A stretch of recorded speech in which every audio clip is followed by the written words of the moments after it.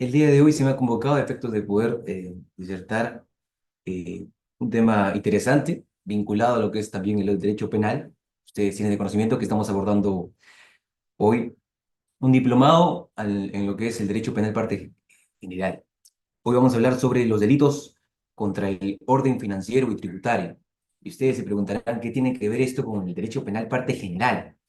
A ver, tenemos de conocimiento de que en nuestra sociedad existen distintos tipos de controles formales sociales, ¿cierto? Es decir, existe el derecho civil, laboral, penal, tributario, ambiental, etcétera.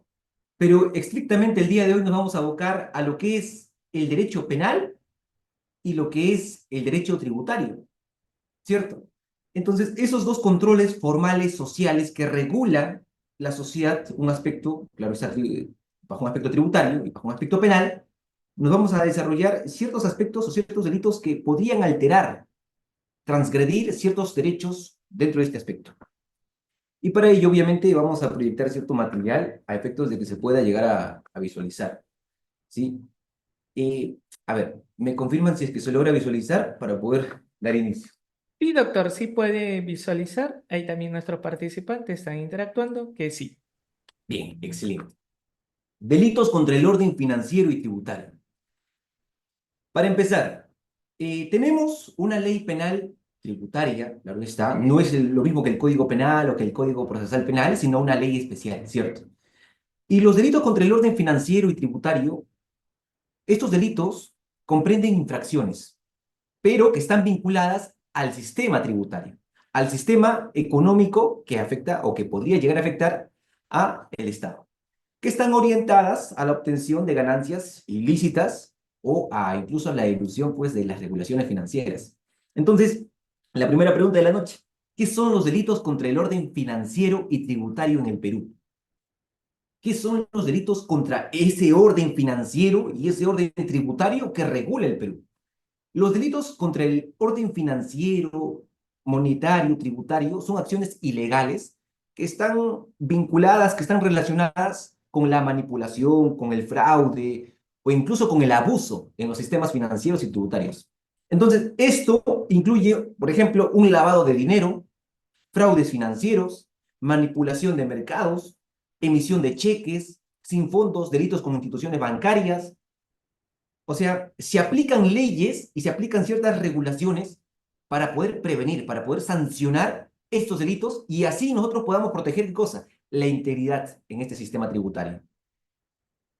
Ustedes, muchos de ustedes ya conocerán, no voy a hablar sobre esto, pero ustedes ya conocerán sobre lo que es el lavado de activos, ¿cierto? Este, este delito en donde se lava el dinero, ¿cierto? El lavado de activos en el Perú involucra la ocultación de mis ganancias ilícitas de actividades criminales como el narcotráfico, la corrupción. ¿Para qué? Para hacer que parezcan legítimas. Es decir, yo voy a lavar mi dinero y le voy a dar cierta apariencia legal y obviamente pues no es legal, ¿cierto? Proviene de lo ilegítimo.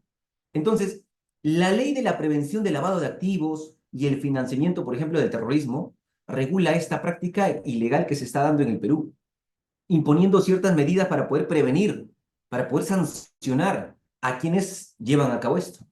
El lavado de activos, por ejemplo, ustedes saben que el delito de lavado de activos, ojo, busca dar una apariencia, ¿no? Una apariencia legal a los fondos ilícitos. Pero lo que realmente, ¿qué se viene haciendo?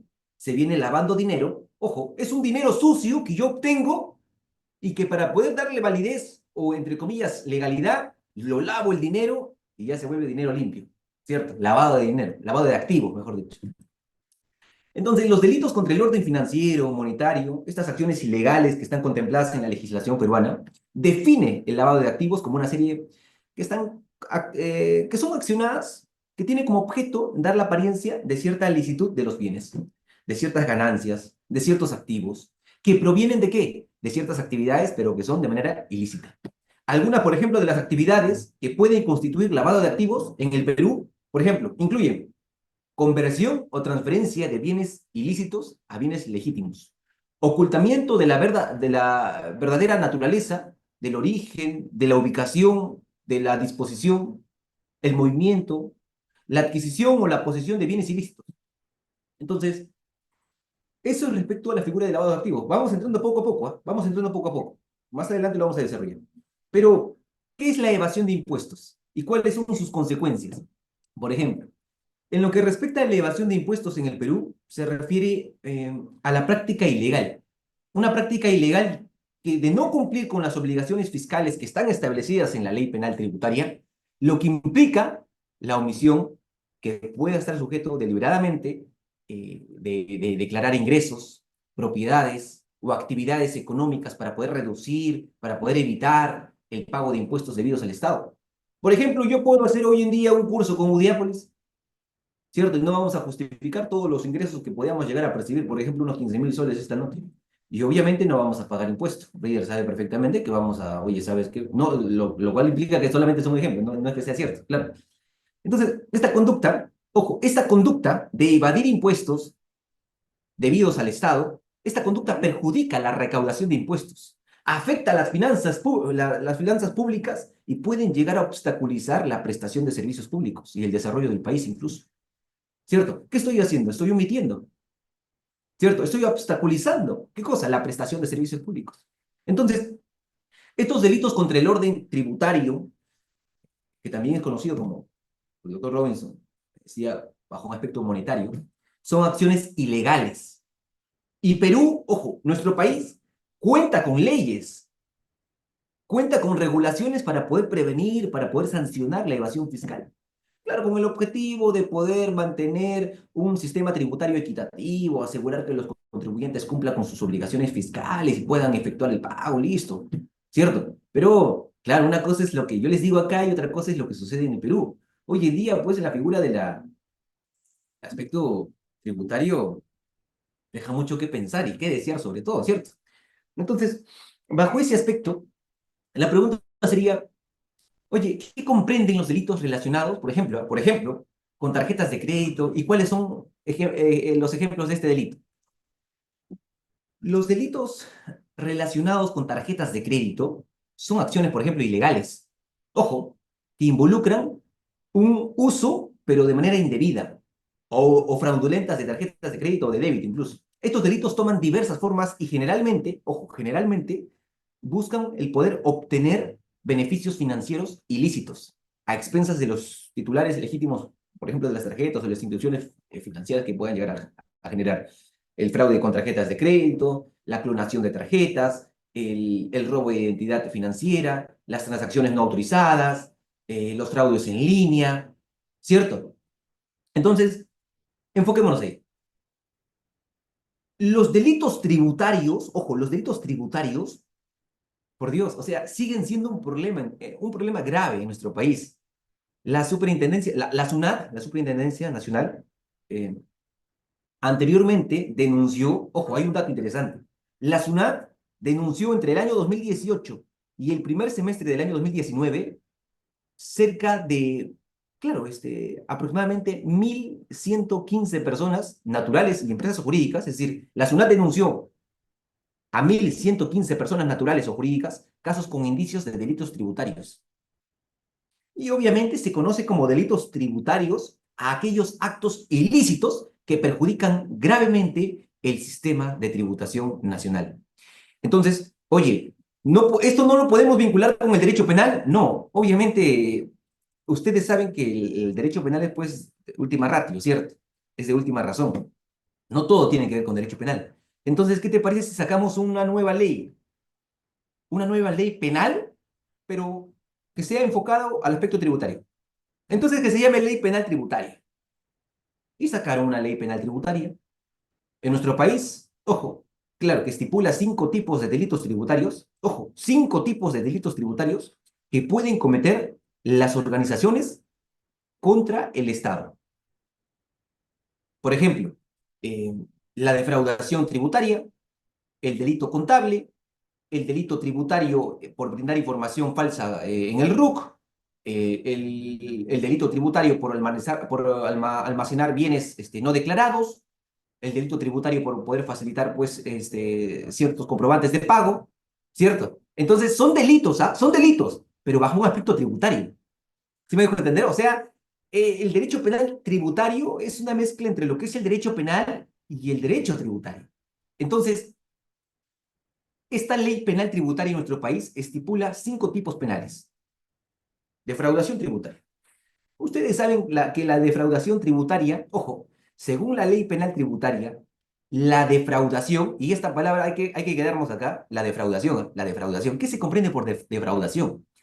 La defraudación tributaria es aquella donde un contribuyente, o sea, tú, puedes ser persona natural o puede ser una persona jurídica, una empresa, deja de pagar, ojo, tú dejas de pagar en todo o en parte los tributos que tú tienes que pagar. Por ejemplo, tienes 2 empresas, entonces tienes que pagar, por ejemplo, cierto porcentaje de tributo a favor del Estado. Pero tú dejas de pagar en todo o en parte tus tributos. Entonces, las modalidades de defraudación, por ejemplo, son 3. Vas a ocultar bienes, vas a ocultar ingresos y rentas. 1, ojo, ocultas bienes, rentas e ingresos. 2, oye, bueno, como que, por ejemplo, por ahí he ganado bien este mes, pero tengo que declarar una fuerte suma entonces a la SUNAT, ¿no? Sí, ¿qué te parece si he percibido mensualmente la suma de 50.000 soles este mes? ¿Qué te parece si lo dejamos en 30.000 nuevos soles? Ah, pero un ratito, ¿vas a consignar pasivos falsos? Sí, 2.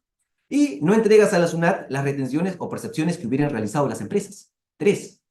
Entonces, las personas naturales o las personas incluso jurídicas, ojo, las personas naturales, incluso las personas jurídicas, que simulen una obtención indebida de ciertos beneficios o incluso una insolvencia patrimonial, tienen sí o sí una pena, ¿cierto? O sea, ojo, porque estos son delitos. Recuerden, son delitos, pero bajo un aspecto tributario. O sea, acá interviene el derecho penal, por supuesto, pero bajo un enfoque, bajo un aspecto tributario. Entonces, estas personas naturales o estas personas jurídicas pueden tener una pena privativa de libertad, por supuesto, por supuesto.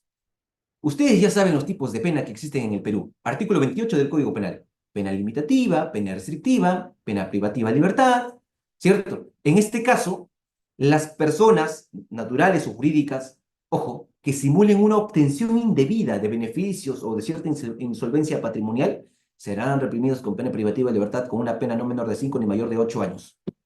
Y obviamente unos 10 multas, si no me equivoco, entre 360 a 365 a 700 tantos 10 multas. Entonces, la modalidad incluso agravada abarca una pena entre, incluso, no menor de 8 ni mayor de 12. ¿Mm? Entonces, eso por un lado, la defraudación tributaria. Ojo, ya saben, ¿ah? O sea, yo estoy hablando respecto a los delitos, los 5 delitos, 5 tipos de delitos tributarios. ¿Sí? 1, la defraudación tributaria. Defraudación tributaria, ya saben. El delito contable, por ejemplo, pues no, oye, incumplimiento de llevar los libros contables, no anotas tus actos, tus operaciones, tus ingresos en los libros y registros contables. Eso, bueno, ustedes más que nadie saben, pues, ¿no? Que su contador se encarga de eso. Realizas anotaciones falsas en los libros y registros contables, destruyes total o parcialmente los libros. Entonces, ahí también va a haber una pena no menor de 2 ni mayor de 5, por ejemplo. 3, el delito tributario por brindar una información falsa en el RUC. Aquellas personas naturales o aquellas personas jurídicas que proporcionen cierta información que resulte ser falsa en la inscripción o en la modificación de datos del registro único, por ejemplo, el RUC, ¿cierto? Enfrentan una pena privativa de libertad también. Eh, el delito tributario por almacenar bienes no declarados, ¿sí? O ese es otro delito que también incluso puede acarrear una pena como 50 UIT. El delito tributario por facilitar comprobantes de pago, ¿no? Ojo, ¿ah? Delitos tributarios, ojo, delitos tributarios por facilitar comprobantes de pago. ¿Cómo es eso? ¿Cómo es el delito tributario por yo facilitar ciertos comprobantes de pago? Por ejemplo, en el caso de las empresas que obtengan, que vendan o que faciliten cualquier título, cualquier comprobante de pago. ¿Qué es un comprobante de pago primero?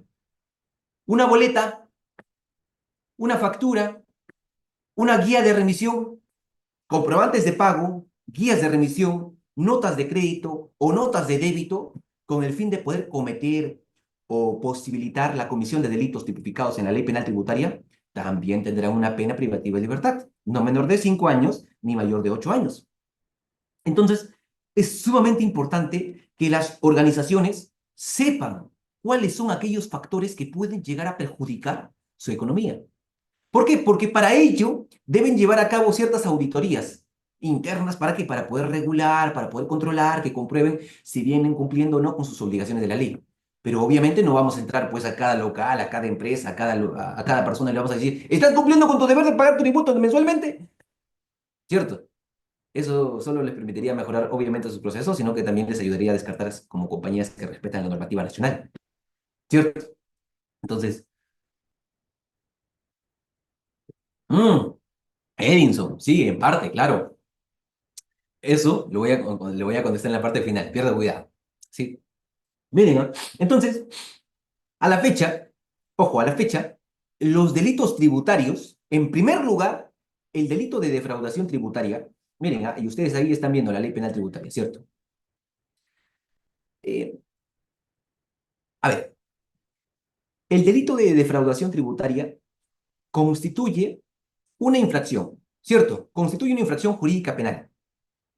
Ojo, y tiene que ver con el aspecto nuclear del derecho penal, tributario, y en ese sentido, logra constituir el escenario más importante en el que pueden llegar a converger el derecho penal y el derecho tributario, ¿sí?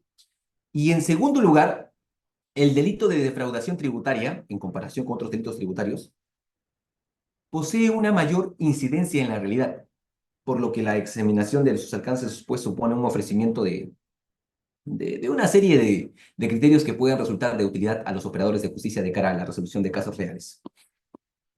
Pero finalmente, el análisis del delito de defraudación tributaria, ojo, defraudación tributaria, márcalo con rojo ahí, permite la discusión de una serie de asuntos de carácter dogmático. ¿Mm? Entonces, bien, vamos por partes. Oye, y en lo que respecta al bien jurídico protegido, miren, vamos por partes. En la medida de que el delito contemplado en el artículo 1, ahí está, ustedes pueden leer, ¿no? El que en provecho propio de un tercero, valiéndose de cualquier artificio, engaño, astucia, ardid u otra forma fraudulenta, deja de pagar en todo o en parte los tributos que establecen el ya, listo. Miren, el bien jurídico. En la medida de que el delito contemplado en el artículo 1 de la LPT requiere que se dejen de pagar total o parcialmente los tributos, ¿cierto? Que establecen las leyes, listo. Entonces, sería posible el poder afirmar que el congresista, el legislador, habría optado por la adopción de una concepción patrimonialista. Patrimonialista. Claro, pero sin embargo, si bien el referido precepto penal exige un perjuicio como resultado típico, la sola verificación de este elemento no convertiría a la figura delictiva en mención de un delito de carácter patrimonial. Existen muchos delitos que, aunque contemplan la producción de un perjuicio patrimonial, como por ejemplo los atentados contra el sistema crediticio que nos estaba comentando el doctor Edinson Vázquez, no por ello adquieren el carácter de delito patrimonial. Entonces, mm, el eventual perjuicio patrimonial en los delitos tributarios no es comparable al de los delitos patrimoniales. ¿Por qué? Porque mientras que, ojo, en esto sí se puede llegar a producir un perjuicio que los bienes que ya se tienen, en aquellos se produce una afectación a la pretensión patrimonial del Estado. ¿Sí? Entonces, de esta manera, para entender cómo configurado al delito de defraudación tributaria, no solamente va a bastar con la verificación de una falta de percepción de ingresos fiscales, disminución en el valor económico del erario público, por ejemplo. ¿Por qué? Porque a mi modo de ver, ojo, particularmente, aquello resulta insuficiente como para poder llegar a afirmar que se ha producido un menoscabo en el bien jurídico protegido, ¿cierto?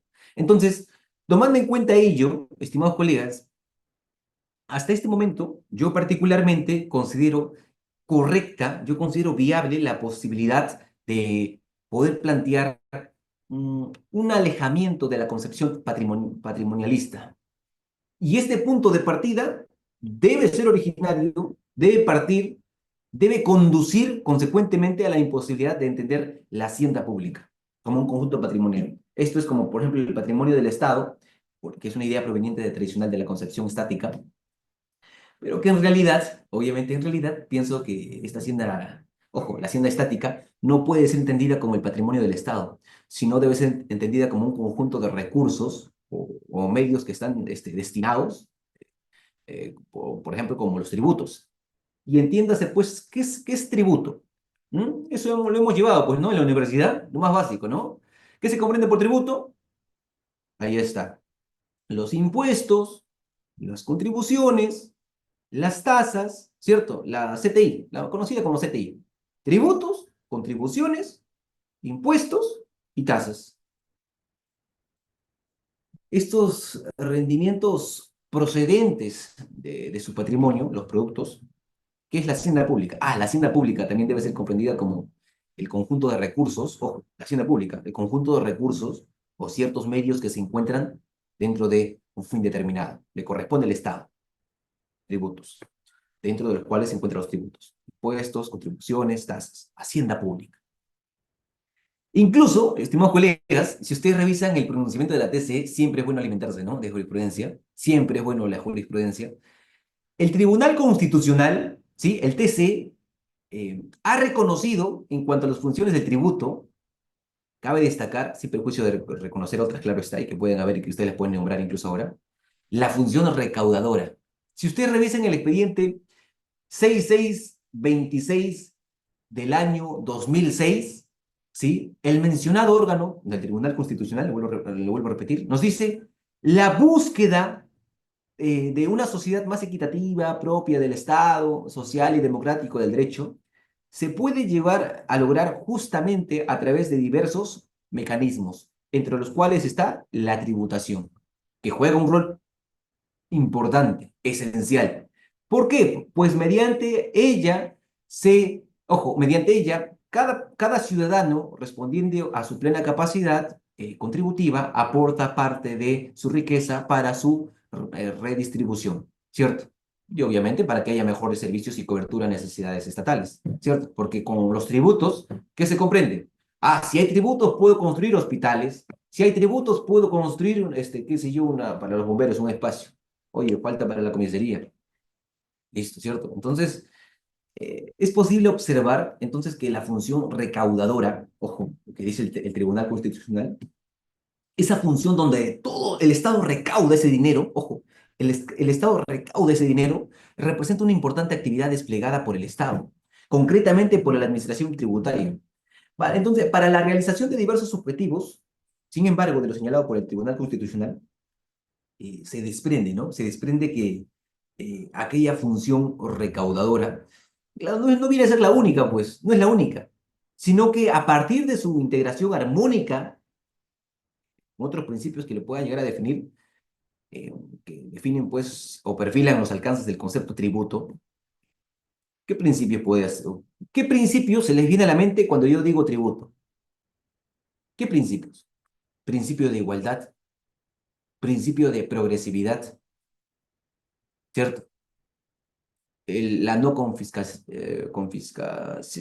la no confiscación.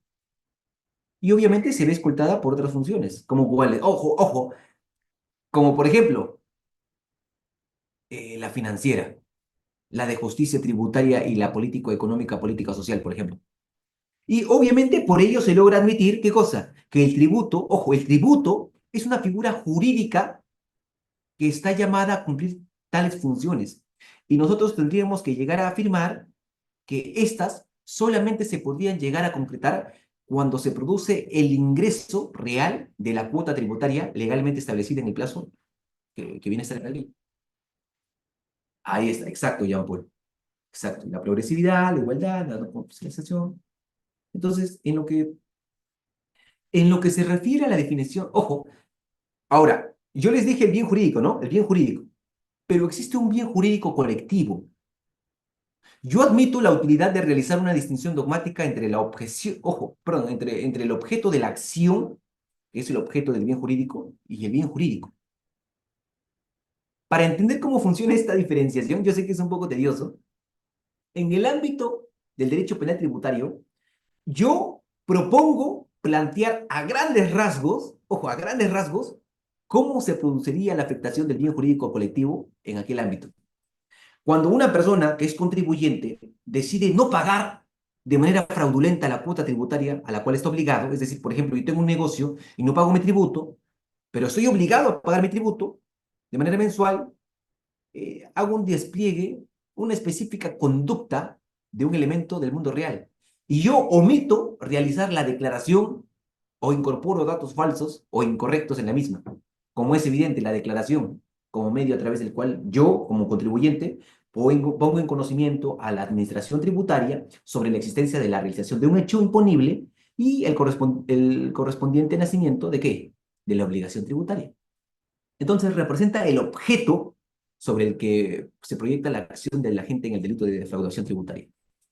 ¿Mm? Entonces, cuando una persona que tiene la calidad de contribuyente realiza una declaración en la que plasman datos falsos o simplemente no quiere declarar, ojo, no podría dudarse acerca de la idoneidad de su conducta para concretar posteriormente el impago de su obligación tributaria, ¿cierto? Las bodegas formales, los locales pequeños, los locales informales con un negocio que vende sus productos sin extender boleta de venta. Ah, es que eso es parte de la informalidad, María Agustins. Están omitiendo, ojo, dentro de, obviamente, ellos tienen conocimiento, por supuesto, pero doctor, ellos no leen el diario oficial del peruano. Se comprende que el hecho de que tú no tengas conocimiento de ello, ojo, no te exime de responsabilidad alguna. Es decir, por el hecho de que sea publicado en el diario oficial del peruano, ojo, cada tipo penal o cada, por ejemplo, delito, infracción, falta, se comprende que todo el Perú debe saberlo, ¿cierto? Pero obviamente el objeto del bien jurídico, cuya lesión está puesta en peligro, sirve para poder identificar el peligro o la lesión al bien jurídico protegido. Entonces, en el derecho penal tributario consiste en la concreta pretensión tributaria. ¿Saben por qué? Porque aquí no se trata de una pretensión tributaria en términos objetivos, ¿sí?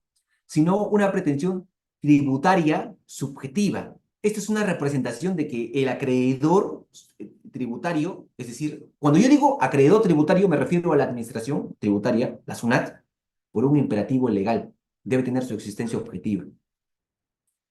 Ahora, a ver, los sujetos, ¿no? Los sujetos, miren, ahí está, miren, los sujetos.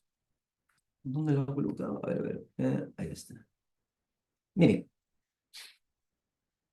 en lo que respecta a los sujetos, el tipo objetivo, claro está, los sujetos, si la conducta típica exige una relación jurídica tributaria entre una persona que es contribuyente, ¿quién es contribuyente? La persona que paga tributo, ¿cierto? Hay una relación entre el contribuyente y la SUNAT, ¿cierto? Ojo, el sujeto activo, ojo, acá estoy yo, soy contribuyente, y acá está la SUNAT, contribuyente, SUNAT, que es la administración tributaria. El sujeto activo tendrá que ser necesariamente el obligado tributario, es decir, soy yo.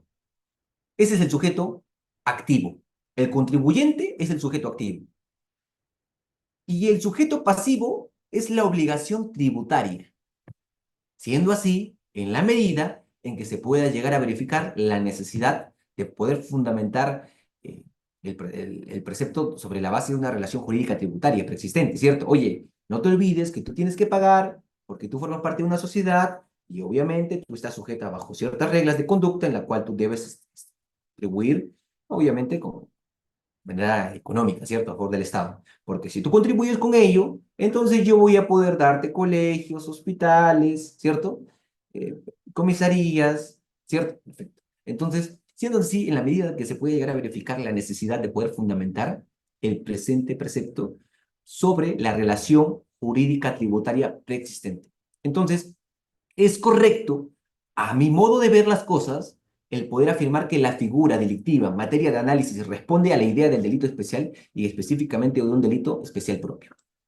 Entonces, aquí, colegas, esencialmente sobre dos ideas principales.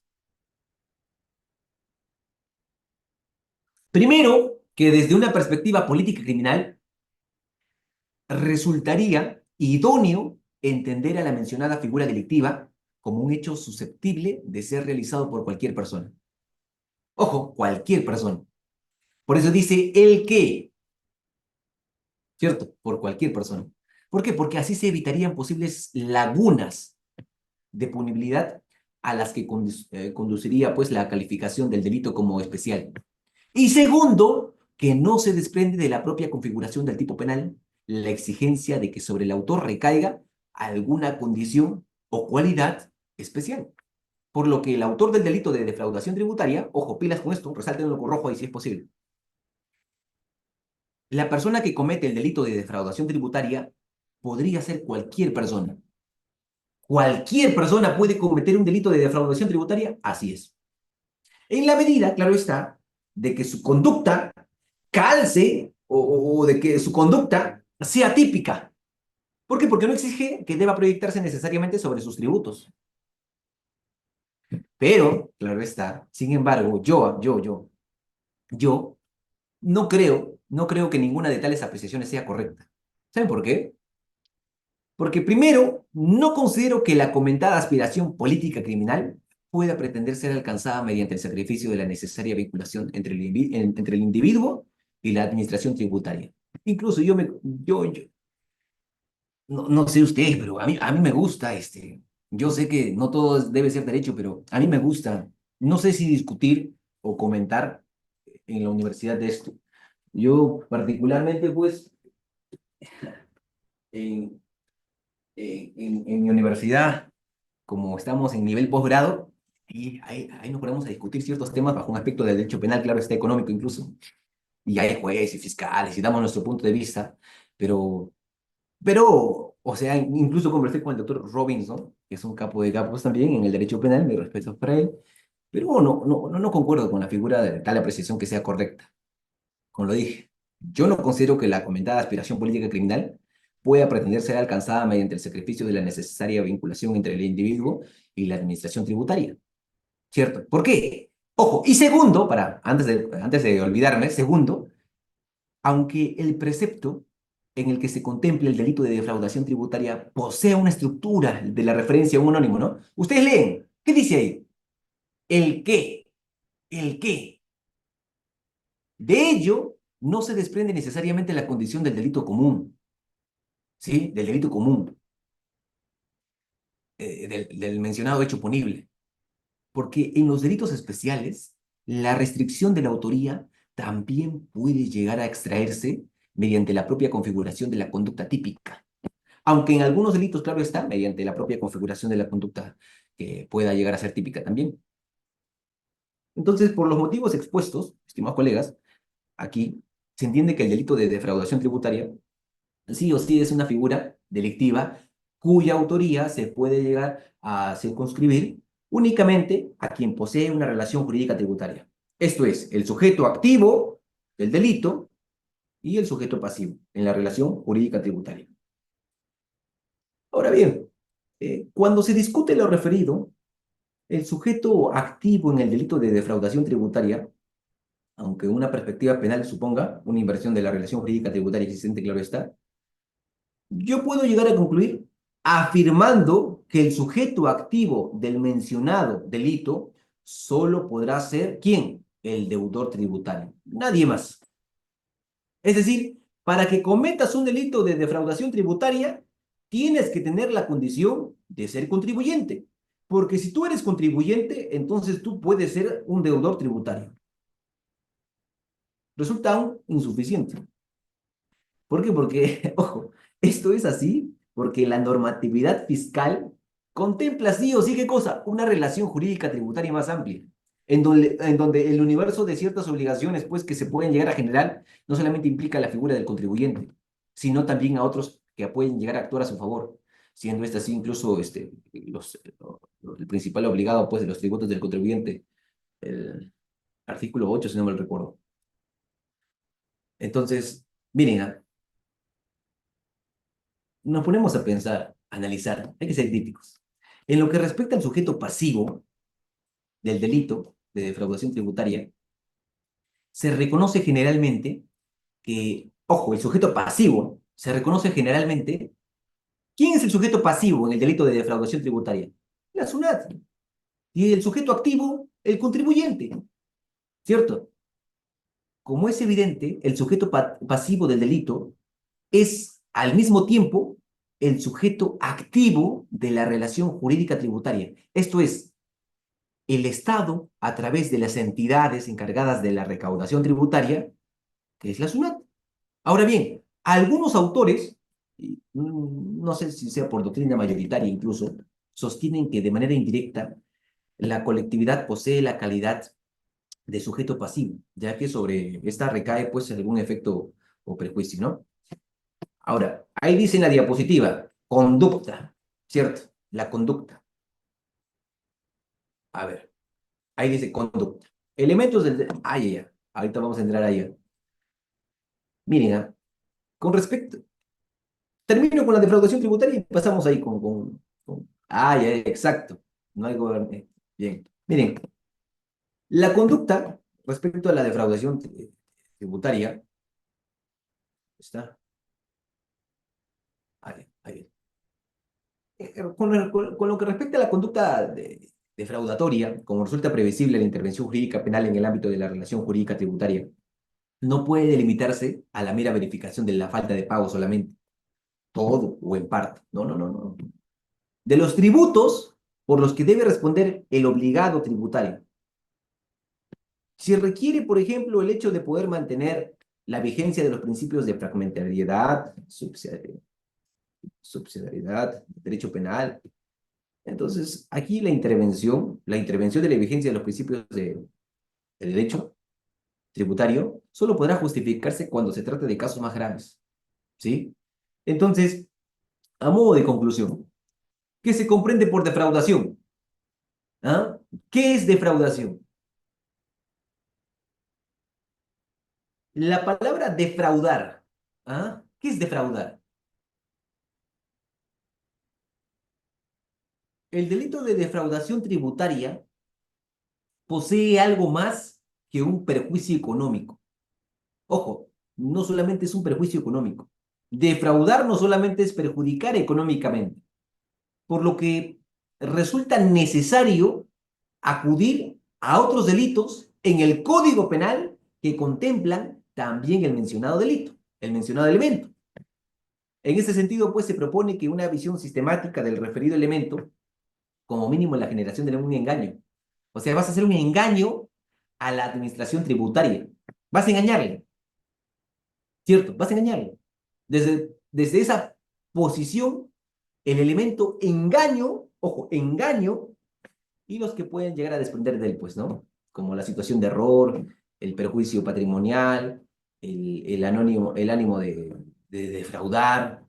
Entonces sería necesario, si no se requiere, entender el delito como una mera criminalización de infracción de deberes contributarios. Entonces, por estas razones, esta posición es conocida como la teoría del engaño. Ojo, defraudación es igual a teoría del engaño. Ay, ay, ay, Iván. Pero no ese tipo de infidelidad, yo me refiero, o sea, es como si una persona, el contribuyente, le estaría siendo infiel al Estado. A eso me refiero. Claro, bajo un aspecto, claro está, obviamente vas a omitir, vas a declarar falsamente. Es como si tú tuvieras o estuvieras en una relación, pues, ¿no? Oye, te voy a dar información, yo tengo que darte mensualmente esto, ¿cierto? Amor, cariño, comprensión, ternura, lealtad, acá.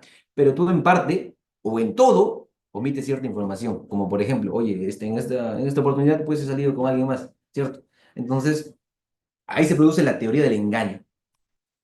La segunda posición, como se adelantó, se presenta bajo un elemento de defraudar. ¿Ah? No debería entenderse como engañar, ¿ya? Sino como la causación de un perjuicio patrimonial a la administración de justicia. Claro, sin la necesidad de poder exigir un engaño o un ánimo defraudatorio. Esta posición, denominada pues usualmente como una teoría a la infracción del deber, yo sé que ustedes la saben, sí, una teoría denominada como la infracción del deber, ¿sí? Propone, claro, consecuentemente de qué es el desvalor de la acción del injusto, que está integrado pues a la manera exclusiva de poder, de la integración de deberes formales tributarios. Entonces, ojo, ojo, teniendo en cuenta las posiciones que han mencionado anteriormente, yo particularmente, yo considero posible afirmar que si bien el elemento de defraudación es similar a la cual se encuentra en el Código Penal, el artículo es a la estafa, mejor dicho, a la estafa, el delito de estafa, pues, se encuentra contemplado, pues, ¿no? En el artículo 196, no me recuerdo del Código Penal. No es posible, a mi modo de ver las cosas, claro, interpretar el delito de defraudación tributaria en el mismo sentido de que el referido delito patrimonial. ¿Por qué? Porque no hay una razón teleológica ni política criminal que pueda llegar a exigir el artículo 1. Un engaño de parecidas características del delito de estafa. Esto es así, pues, ¿por qué? Porque el delito contemplado en el artículo 1 no exige la generación de un error, ni de una disposición patrimonial, como consecuencia de aquel, de esta manera. ¿Por qué? Porque la conducta engañosa del autor apunta a poder inducir a error a la víctima para poder conseguir una disposición patrimonial, pues, perjudicial, ¿cierto? Mientras que en la defraudación tributaria, la conducta fraudulenta del autor busca sí o sí o el hecho de poder dejar de pagar una deuda tributaria. Ahora, yo sé que me van a preguntar en la parte final, doctor, y respecto a la ley penal en blanco, a ver, breve. En la medida del artículo 1 de la LPT establece que la conducta desvalorada jurídica penalmente supone dejar de pagar los tributos que puedan llegar a establecer las leyes. Entonces sería posible el poder afirmar que en el punto de referencia del delito de defraudación tributaria resulta ser establecido por las leyes de naturaleza extrapenal. Esto es, por normas tributarias que regulan los tributos y cuyo incumplimiento contribuye a la determinación de la conducta prohibida. ¿Sí? Y con respecto al resultado típico,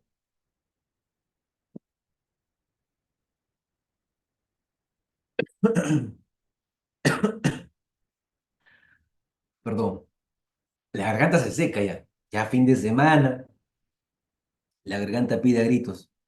Mire, con respecto al resultado típico, el artículo 1 de la LPT presenta una configuración, pues, según la cual el delito de defraudación tributaria exige un resultado típico. Es el dejar de pagar en todo o en parte los tributos que establecen las leyes. O sea, esto quiere decir que el resultado debe entenderse como la generación de un perjuicio para la administración tributaria cifrado en una cuota tributaria defraudada. Nada más. Lo que acabo de señalar debería conducir consecuentemente a poder admitir, alejándome de una comprensión como delito de mera actividad, de que el delito de defraudación tributaria es un delito de resultado, en la medida que resulta posible distinguir otros momentos separables de espacio y temporalidad. ¿Sí? ¿Por qué? Porque usualmente pues se sostiene que el perjuicio se produce cuando el individuo no paga la respectiva cuota tributaria o ingresa a favor de la administración tributaria. Una determinada, obviamente, cantidad de dinero X, menor a la que corresponde en la realidad. Entonces, el momento que debe realizarse el pago, como es claro, inicia después ¿de qué? Inicia después de la liquidación de la obligación tributaria, ya sea que se realice por parte del propio obligado tributario, ¿cierto? La famosa como la autoliquidación. Pero claro, sin embargo, es sumamente importante tener en cuenta que el elemento del perjuicio no debe ser solamente analizado desde la perspectiva, pues, de los esquemas propios de los delitos patrimoniales, ¿cierto? Delito de resultado o mera actividad. Mire, yo considero que, obviamente, bajo un aspecto teológico, en la base de estas ideas es posible entender que los motivos por los cuales algunas voces de la doctrina nacional entienden que el perjuicio sobre la recaudación tributaria debe ser efectivo, es decir, bajo este aspecto, delito de mera actividad. ¿Por qué? Porque usualmente se sostiene que el perjuicio se produce cuando el individuo no paga la respectiva cuota tributaria o ingresa, ¿no? A favor de la administración este, tributaria. En primer lugar, como expliqué anteriormente, será posible afirmar que el objeto de la acción en el delito de defraudación tributaria no radica en la concreta suma de dinero recaudada efectivamente, sino en la declaración como un mecanismo que está orientado a poner en conocimiento a la administración tributaria sobre los datos, obviamente, sobre los datos de hecho y de derecho, en virtud de las cuales pueda llegar a determinarse, pues, ¿no? El hecho. Ahora, en segundo lugar, habrá que decir que sí se entiende al prejuicio como la no recaudación de una determinada cantidad de dinero, debida, claro está. Entonces ahí pues habría que esperar que la SUNAT realice sus procedimientos de fiscalización posteriores, ¿no? Que vengan a chequear, a regular si los pagos de los contribuyentes están al día, para que haga un concepto de perspectivas y obligaciones tributarias, ¿cierto? Por ejemplo, el contribuyente, o sea, yo dejo de ingresar por medio de fraudulentos o una determinada cantidad de dinero por concepto de obligación tributaria, o en todo caso me hago valer pues de medios fraudulentos ingresando una cantidad de dinero mucho menor a la que debería haber ingresado. De cualquiera sea los casos, tales hechos detectados por la SUNAT, por la Administración Tributaria, y realiza pues una exacta liquidación, ¿no? Entonces no podría hablarse de un prejuicio. ¿Por qué? Porque al haberse generado un título de ejecución, la administración tributaria podría cobrarlo en la vía administrativa correspondiente. ¿Por qué? Porque es evidente, pues, ¿no? Una concepción del prejuicio de la perspectiva de los delitos patrimoniales, que debería llevar no solamente que son infracciones como prejuicio económico únicamente con los que ha descubierto, ¿cierto?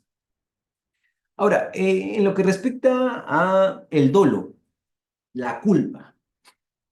Esto, cuando hablo de dolo, cuando hablo de culpa, ustedes saben que me refiero a la tipicidad subjetiva, ¿no? La tipicidad subjetiva. El delito de defraudación tributaria se constituye como un delito evidentemente doloso. Ojo, el delito de defraudación tributaria se constituye como un delito eminentemente doloso, quedando excluida el tipo penal, la posibilidad de la comisión imprudente, para lo cual además no existe un precepto típico específico. Consecuentemente, siendo el delito pues del artículo 1 del LPT, uno doloso, el autor, o al autor mejor dicho, se le atribuye el conocimiento de los alcances de su conducta, una conducta fraudulenta, así como la actitud lesiva, pues, ¿no? El riesgo directo de la realización del tipo.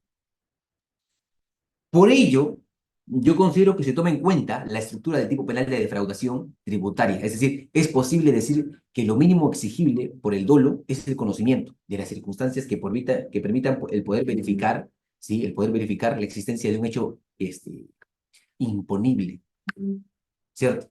Y por otro lado, claro está la culpa, la culpabilidad. Por otro lado, desde una perspectiva de la teoría de la culpabilidad, debe adoptarse una interpretación secuencial. Habrá que admitir que debe tratarse y resolverse como un error de tipo, pues, ¿no? Un error de tipo de lo que incide, pues, en los elementos configuradores de la tipicidad. Entonces, en ese sentido, y bajo esa perspectiva, dado que la actuación contraria debe ser delimitada al comportamiento típicamente relevante en el delito de defraudación tributaria y, consecuentemente, de la obligación.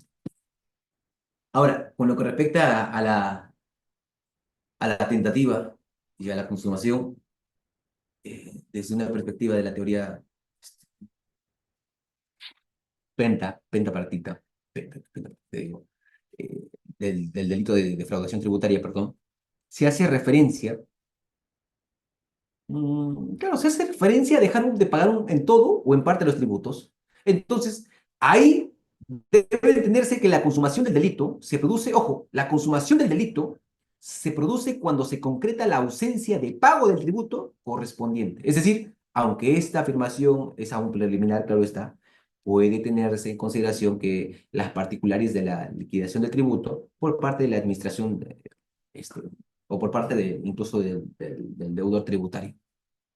Y ustedes ya conocen, pues, ¿no? La pena, la penalidad del delito de defraudación tributaria. Se castiga con pena privativa de libertad, con 10 multa, ¿cierto? Con UIT. Entonces, ahí es por ello que el acuerdo plenario, les invito a leer el acuerdo plenario, 2/2008, el derecho comprendido, pues, ¿no? Por la inhabilitación claramente sobre lo relacionado con... A ver, el delito de... A ver, ¿dónde está? Acá está. El delito de lavado de activos.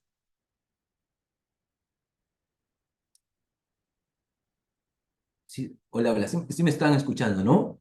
¿Sí se logra visualizar? Sí, Las doctor, sí se escucha todo bien. Ah, ya, perfecto, perfecto. Miren, respecto al lavado de activos, obviamente existe una vinculación con la defraudación tributaria, ¿cierto? La relación que existe entre el delito de lavado de activos, ojo, escuchen bien, ¿ah? ¿Cuál es la relación entre el delito de lavado de activos y la defraudación tributaria? La relación que existe entre el lavado de activos y la defraudación tributaria ha generado una intensa discusión en la doctrina, pero yo no vengo a hablarles pues sobre qué es el lavado de activos. Yo vengo a hablarles sobre la problemática entre el lavado de activos y defraudación tributaria. La problemática no se centra en una semejanza estructural como en la receptación, por ejemplo, sino que la cuestión, sino que la cuestión, ojo, la cuestión estructural, como la cuestión reside en la cuota tributaria defraudada, que puede constituirse como objeto de delito lavado de activos. Entonces, la premisa sobre la cual se debe partir en el tratamiento de este problema es que el lavado de activos necesariamente recae sobre bienes procedentes de actividades criminales previas. La legislación peruana, en el artículo 10 del decreto legislativo, pues, 1106, ahí establece un catálogo de delitos capaces de generar ganancias ilícitas, ¿cierto? De traer dinero sucio, lavarlo y convertirlo en dinero con aparente legalidad. El problema, el problema con el delito de defraudación tributaria es el determinar si realmente es un delito con capacidad de generar ganancias ilícitas o no. ¿Por qué? Porque ya que la cuota tributaria no pagada no nació como consecuencia del delito, sino que siempre existió, o sea, por el amor de Dios. Es decir, el debate se ha situado en que este delito propiamente no genera activo ilícito. Es decir, si yo cometo el delito de defraudación tributaria, no genero, ojo, un activo ilícito, como sí ocurre con el tráfico ilícito de drogas, por ejemplo. Ahí sí sacas plata, ¿cierto? Claro, obviamente, ahí sí sacas plata. O, por ejemplo, la minería ilegal, ¿cierto? Entonces, ojo, sino que la ilicitud se da debido a la no entrega de la cuota que yo como persona estoy obligado a contribuir. Esa es la ilicitud. Si tú no pagas como contribuidor a la SUNAT mensualmente, entonces ahí se está dando la ilicitud. Entonces, esta situación ha generado una importante discusión en la doctrina. ¿Por qué? Porque se debe partir señal, ojo, escuchen bien, ¿eh? El autor del delito de defraudación tributaria nunca, ojo, jamás podría responder por un delito de lavado de activos. Escuchen bien, ¿eh? O sea, el autor del delito, si ustedes tienen un cliente al cual se les viene investigando por el delito de defraudación tributaria, nunca, ojo, esta persona nunca podría responder por un delito de lavado de activos. ¿Por qué? Debido a la prohibición del ne bis in idem. Se estaría criminalizando un acto de agotamiento. En tal sentido, solamente cabría, ojo, cabría analizar esta posibilidad respecto a un tercero ajeno, pues, a la defraudación tributaria. No sé si ustedes habrán escuchado al maestro Abanto Vázquez. Me recuerdo que él decía que como aquí se rechaza el autolavado, la punibilidad se va a poder dirigir principalmente a que intencionalmente ayudará al defraudador, claro, defraudador, a convertir este patrimonio contaminado con fines de ocultamiento. Pero por otro lado, ustedes habrán estudiado ello, bueno, un sector de la doctrina señala que la defraudación tributaria sí generaría efectivamente ganancias ilícitas. Otros dicen, no, sí genera ganancias ilícitas que pueden ser lavadas por un tercero, pueden ser lavados por una tercera persona. Y esto se fundamenta debido a que el tributo dejado de pagar no existiría en caso de que se hubiese cumplido con la obligación tributaria. Por tanto, si causalmente no existe una generación de ganancias ilícitas proveniente de la defraudación, normativamente sí es posible considerar de que es un efecto de este, ¿cierto? No, no sé si ustedes habrán escuchado también al maestro Caro Coria. Él precisa que la cuota tributaria tiene un origen delictivo y deriva de la comisión de un delito. ¿Por qué? Porque sencillamente es el resultado material. El tributo dejado de pagar todo o en parte al Estado debido al incremento del riesgo que conllevó a la conducta fraudulenta en la misma línea de poder considerar la defraudación tributaria como el delito fuente de lavado de activos. Entonces se postula ahí que la existencia previa de que los bienes antes de la comisión del delito fuente, ojo, no impide luego, claro está, no impide que se pueda llegar a configurar el delito de lavado de activos. ¿Por qué? Porque siguen siendo delitos económicos rentables. Y por eso es que, bajo mi punto de vista, yo considero que se sostiene que en el delito de defraudación tributaria se efectúan maniobras. Yo considero que hay maniobras, pero que son fraudulentas. ¿Para qué? Para poder pagar ilegalmente un desprendimiento patrimonial, por lo cual no existe inconveniente dogmático para poder considerar la defraudación tributaria, que constituye un delito como aptitud para configurarse en actividad criminal previa al delito de lavado de activos. Eh, Otro sector, ahora que recuerdo, que ustedes saben que la memoria es frágil, pero ahora que recuerdo, otro sector incluso ha negado en la posibilidad de que la defraudación tributaria pueda ser un delito puede ser un delito fuente de lavado de activos. Y esta postura de la doctrina señala pues que se asume que el lavado de activos tiene como delitos fuente solo aquellas actividades criminales graves que tienen capacidad de poder generar ganancias ilícitas. Por tanto, el objeto del delito debe ser creada por la realización de delito fuente. Claro, así ocurre, pues, ¿no? Cuando con las ganancias obtenidas de la venta de estupefacientes en el delito de TIT, tráfico ilícito de drogas, o la obtención indebida de riqueza por la comisión de delitos contra la administración pública, ¿cierto? En cambio, pues, en el caso de la defraudación tributaria, la conducta deja de pagar a los tributos al Estado. No sería una que genera activos, ¿cierto? Obviamente, eso se comprende, creo yo, ¿no? ¿Podría aclarar, doctor, es o no es la defraudación tributaria un delito? Ah, buena pregunta. Es que, mira, Gaby, es que hay doctrina. Tú agarras un libro y dice que sí. Tú agarras otro libro y dice que no. O sea, hay doctrina que asumen posturas distintas. ¿Sí? Hay doctrinas que asumen distintas posturas. Pero particularmente existe una doctrina que es mayoritaria. O sea, una doctrina en la cual dice, oye, ¿sabes qué? A partir de lo señalado, proviene, ojo, y se puede llegar a vincular la defraudación tributaria con el delito de lavado de activos. Y yo soy de la postura de que no, no podría haber defraudación tributaria proveniente de una fuente de lavado de activos. Ahora, otro sector, claro, ha negado totalmente la posibilidad de que la defraudación tributaria puede ser delito fuente de lavado de activos, ¿no? A partir entonces de lo señalado, se debe asumir que bajo un enfoque restrictivo del delito de lavado de activos, no es posible considerar que el delito de defraudación tributaria pueda ser delito fuente de lavado de activos.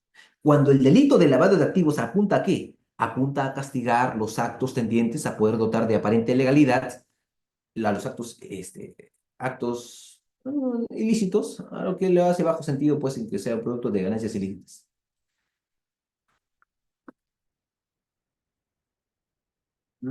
Ya. Mire, según, ustedes ya saben, por ejemplo, en el TIC, el bien jurídico protegido, la salud pública, el objeto material del delito, la droga, ¿cierto? Yo les dije, por ejemplo, en el homicidio, el bien jurídico protegido, la vida, el objeto material del delito, el cuerpo, ¿cierto? Ya. Sí, miren, ahora, un dato interesante. El decreto legislativo 1106 se denomina lavado de activos. Ustedes ya saben, a la acción de poder convertir, de transferir dinero, bienes, efectos, las ganancias, ¿cierto? Cuyo origen ilícito se conoce o debería presumirse a fin de evitar su identificación, su incautación, su decomiso, ¿cierto? Entonces, ojo, lavado de activos es un delito autónomo, es decir, que puede iniciarse la investigación sin la necesidad de que las actividades criminales hayan sido descubiertas, se encuentren sometidas en investigación o un proceso judicial, ni fuesen previamente objeto de prueba o condena, tipo penal base de mayor incidencia. El conocimiento del origen ilícito corresponde a las actividades criminales como minería ilegal, ¿sí? Como minería ilegal. Por ejemplo, ojo, hay el conocimiento del origen ilícito corresponde a actividades criminales como delitos de minería ilegal, tráfico ilícito de drogas, financiamiento de terrorismo, delitos contra la administración pública, delitos tributarios, extorsión, robo, delitos aduaneros, entre otros delitos, ¿sí? Que, ojo, que pueden tener que pueden generar ganancias ilegales, a excepción, claro está, de los actos contemplados en el artículo 194 del Código Penal, ¿cierto? El origen ilícito conoce o se debería presumir, pues el agente del delito podría inferir en los indicios de concurrentes en cada caso. Sí, obviamente, bueno, claro, César, exacto, se llevó un registro. Y obviamente, pues la norma ha previsto expresamente que uno de los delitos fuente lo constituye el delito tributario. O sea, no es necesario que el delito que originó los beneficios ilícitos fuese objeto de acreditación o fuese objeto de condena de la autoridad jurisdiccional respectiva. Entonces, es pertinente traer a colación el criterio jurisprudencial vigente con carácter pues vinculante, ¿no? Ahí ustedes tienen la famosa eh, sentencia plenaria casatoria, la 1/2017, 01/2017, ¿no? Lo que nos dice en síntesis, ¿no? Esta sentencia plenaria casatoria nos dice, oye, tú debes saber que existe una autonomía en el delito de lavado de activos. Es constante en la jurisprudencia de la Corte Suprema. Ustedes ya saben, ya hay abundante jurisprudencia en ello. Y dos, que resulta innecesario e inconveniente, ojo, e inconveniente desarrollar nociones de gravedad en el delito fuente, que perjudican la útil y adecuada regulación en el delito de lavado de activos, que involucra pues la actividad criminal capaz de producir ciertas ganancias ilegales, pues, ¿no? En el delito de lavado de activos. A ver, mm, eso respecto al, al lavado de activos, ¿no? Yo lo vinculo así como, la evasión fiscal. Miren, ustedes ahí están observando en la diapositiva, dice, doctor, ¿quién inicia la investigación del delito tributario, la SUNAT o la Fiscalía? A ver,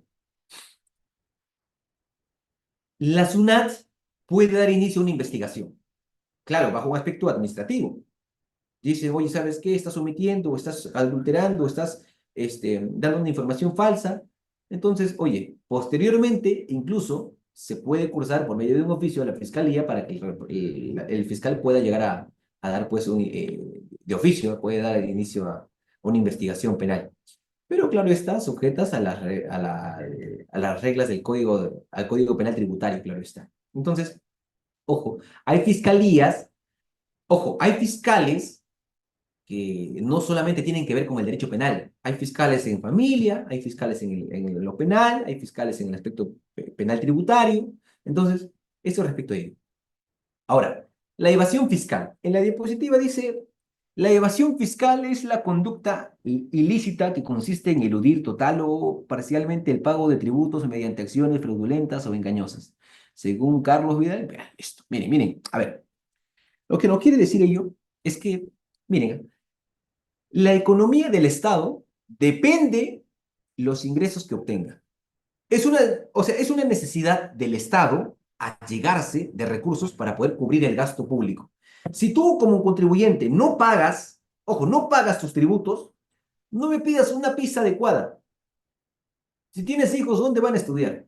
En el momento que tú te enfermas, ¿a dónde vas a acudir? Entonces, si es que existe ello, si es que no existe una retribución a favor del contribuyente, a favor del Estado, entonces existe una evasión.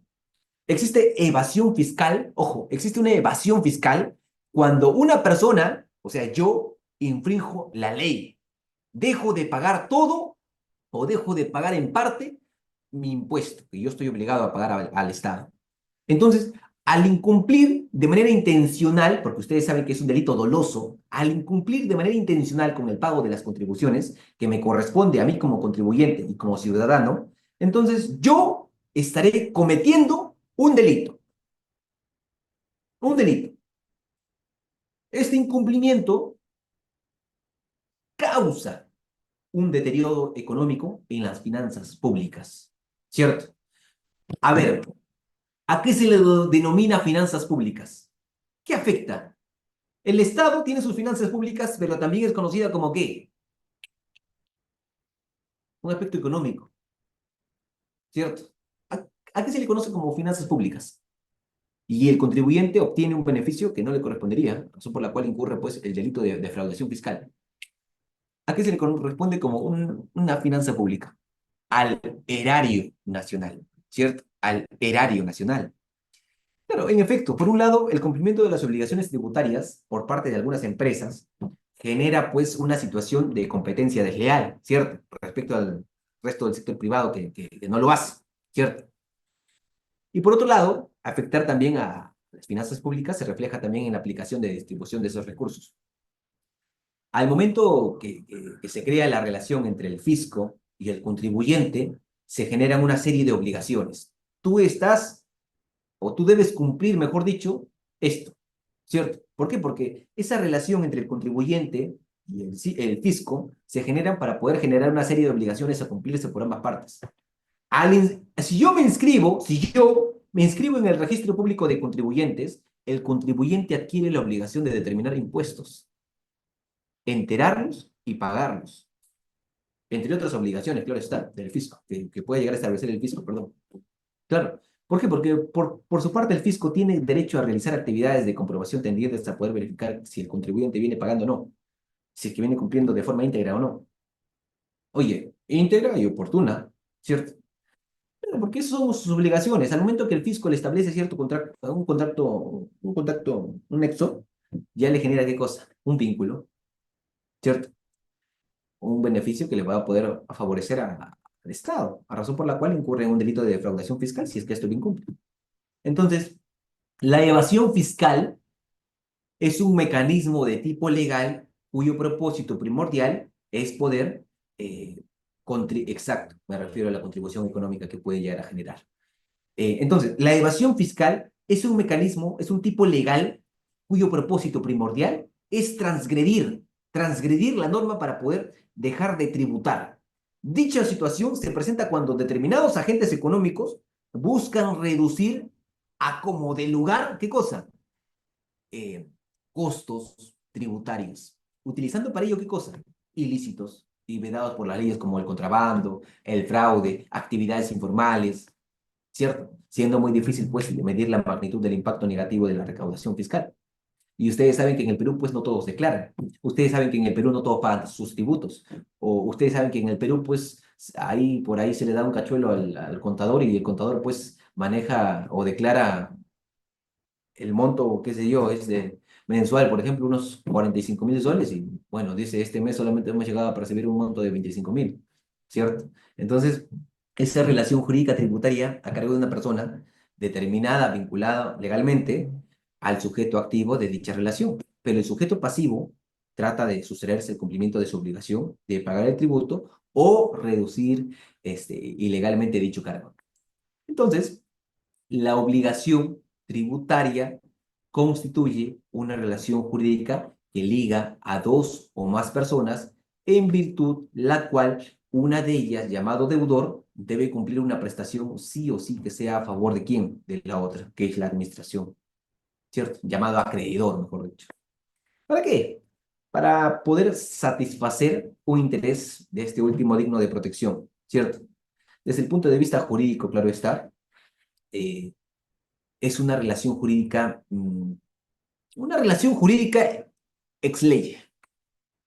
¿Por qué? Porque se da una virtud en la cual una persona, que es el sujeto principal, contribuye o responsable, está obligada hacia el Estado, está obligada hacia una entidad pública. ¿Qué cosa? El pago de una suma de dinero, en cuanto pueda llegar a verificar pues, que el presupuesto de derecho determinado por la ley, ¿cierto? Entonces, eh, haya, claro, a ver, ¿dónde está? ¿Dónde está? Ahí está, la responsabilidad penal en las personas jurídicas. Ustedes pueden ver que obviamente existe un rol en la SUNAT, porque ellos implementan las medidas como la facturación electrónica, el intercambio de información internacional. Pero muy al margen de ello, claro está, existen ciertas normas, ojo, escuchen bien, ¿ah? Existen normas que establecen estándares internacionales que los países deben tomar en cuenta y deben poner en la práctica. ¿Para qué? Para luchar, por ejemplo, para luchar contra el lavado de activos, contra el financiamiento, Por ejemplo, existe una convención de las Naciones Unidas contra el tráfico ilícito de estupefacientes y sustancias psicotrópicas, que es la Convención de Viena del año 88, 1988. Existe la Convención de Naciones Unidas contra la Corrupción. Existe la Convención Interamericana contra la Corrupción. Existe la Convención de Palermo, la Convención de Naciones Unidas contra la delincuencia organizada transnacional, ¿cierto? O sea, estas convenciones, la convención introduce un conjunto cabal de normas, que son medidas y reglamentos que puedan aplicar todos los países, o sea, todos los países se unen, hacen un convenio y refuerzan claro, sus regímenes jurídicos. Y no solamente jurídicos, sino reglamentarios. ¿Para qué? Para poder luchar, destinados a poder luchar contra la corrupción. Y en ella, obviamente, se puede o se pide, ¿no? Que se adopten medidas preventivas y que se puedan llegar a tipificar las normas de corrupción eh, más frecuentes, más frecuentes tanto en el sector público como en el privado. Además, se da un paso decisivo al exigir, pues, a los estados, o sea, a los países que lo conforman, a los miembros, mejor dicho, que devuelvan los bienes procedentes de la corrupción al país donde fueron robados, ¿no? Entonces, estas disposiciones, las primeras de este género, introducen un nuevo principio fundamental, así como un marco para poder ampliar la cooperación entre los distintos países, entre los distintos estados. ¿A fin de qué? A fin de poder evitar, a fin de poder descubrir la corrupción, de devolver los beneficios obtenidos. En el futuro, los funcionarios tendrán menos opciones para muchos países en el desarrollo, en que altos funcionarios corruptos saquearan pues la riqueza nacional, ¿no? Y los nuevos gobiernos que necesitan recursos desesperadamente para poder reconstruir y rehabilitar la sociedad. Por ejemplo, en un país ya no se puede hacer mucho porque obviamente la gente ha dejado de poder exteriorizar ello o materializar la contribución, es en Puerto Rico, ¿no? Ustedes se habrán dado cuenta cómo es la situación ahí en Puerto Rico. Es una situación muy difícil, porque finalmente pues el Estado ya no puede llegar a percibir económicamente el dinero de los contribuyentes. ¿Por qué? Porque los contribuyentes no tienen para poder hacer ello. Y es por ello que la situación estaba en un estado crítico allá. Entonces, las estrategias legales de defensa, ojo, y eso es un punto importante, ¿no? ¿Qué es lo que puedo hacer yo como abogado? ¿Qué estrategia legal de defensa y persecución de delitos, por ejemplo, como el lavado de activos, la evasión fiscal, deben ser implementadas dentro de un marco normativo que involucre tanto a la prevención como a la sanción, ¿cierto? A ver, miren. Eh, Muy al margen de ello, yo considero el cuestionamiento de la procedencia de los activos. Es decir, una de las principales eh, estrategias de defensa en caso de lavado de activos es cuestionar la procedencia de los activos, ¿cierto? Lo vuelvo a repetir. Una de las principales estrategias de defensa en caso de lavado de activos es el poder cuestionar la procedencia de estos activos. Esto implica que el acusado pueda demostrar que estos activos en cuestión no tienen un origen ilícito y que no han sido obtenidos mediante actividades criminales. En este sentido, se puede emplear eh, bajo ciertos argumentos como, por ejemplo, oye, yo voy a demostrar el origen lícito de esos fondos. Es decir, voy a mostrar que el dinero, voy a mostrar que los activos provienen de actividades comerciales. Yo voy a demostrarte a ti, Estado, que ese dinero que yo tengo en mis manos, yo lo hice desde abajo, tengo empresas, realicé actividades comerciales, laborales, legales, utilizando yo evidencia, como por ejemplo, ¿qué evidencia puede ser? Contratos, estado de cuentas, informes financieros, declaraciones fiscales. Un ratito. Tienes razón. Ahí tú estás demostrando que tu fondo que tú tienes tiene un origen ilícito. Ese es uno. Dos, interrogatorio sobre el vínculo como actividades lícitas. Ojo, interrogatorio sobre el vínculo con actividades ilícitas. Es decir, cuestionar la falta de prueba que vincule directamente al acusado con actividades ilícitas como el tráfico ilícito de drogas, la corrupción o el financiamiento del terrorismo, por ejemplo. 3, la defensa basada en, no sé cómo llamarlo, basada en la ignorancia, creo yo.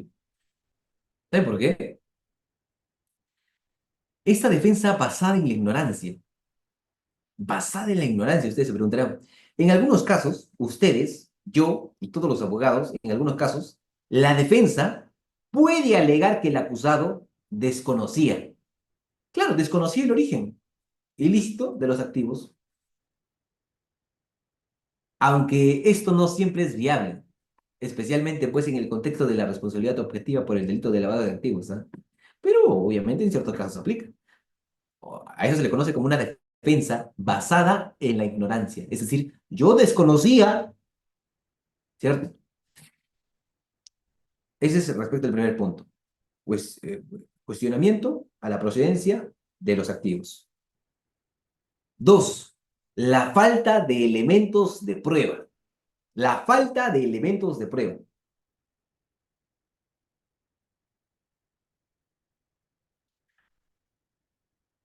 Bien, la defensa, la defensa puede centrarse, ojo, ustedes como abogados pueden centrarse en la falta de pruebas concluyentes sobre el origen ilícito de los activos. Sí, claro, ¿por qué no? ¿Por qué? Porque ¿a qué se denomina que exista una falta, perdón, ¿a qué se denomina que no haya una falta, perdón, que no haya una prueba concluyente sobre el origen de los activos o la intención de ocultarlos? Para que se configure el delito de lavado de activos, ¿qué es lo que debe haber? ¿Qué es lo que debe existir? Una evidencia suficiente que demuestre qué cosa, el conocimiento del origen ilícito y la inexistencia de un intento de ocultamiento, ¿cierto? Ojo, para el delito de lavado de activos, ¿cierto? Conocimiento del origen ilícito y la inexistencia de intento de ocultamiento. El conocimiento de origen ilícito, aquí la defensa, por ejemplo, a ver, eh, puede argumentar que no existe prueba suficiente de que el acusado conociera o debía conocer que los activos eran ilícitos. Por ejemplo, ¿de dónde prevenían? Desconocida de él. Y respecto a la inexistencia del intento de ocultamiento, aquí se podría argumentar que no hubo intento deliberado de poder ocultar el origen del origen ilícito de los fondos. ¿No? Ya. 3.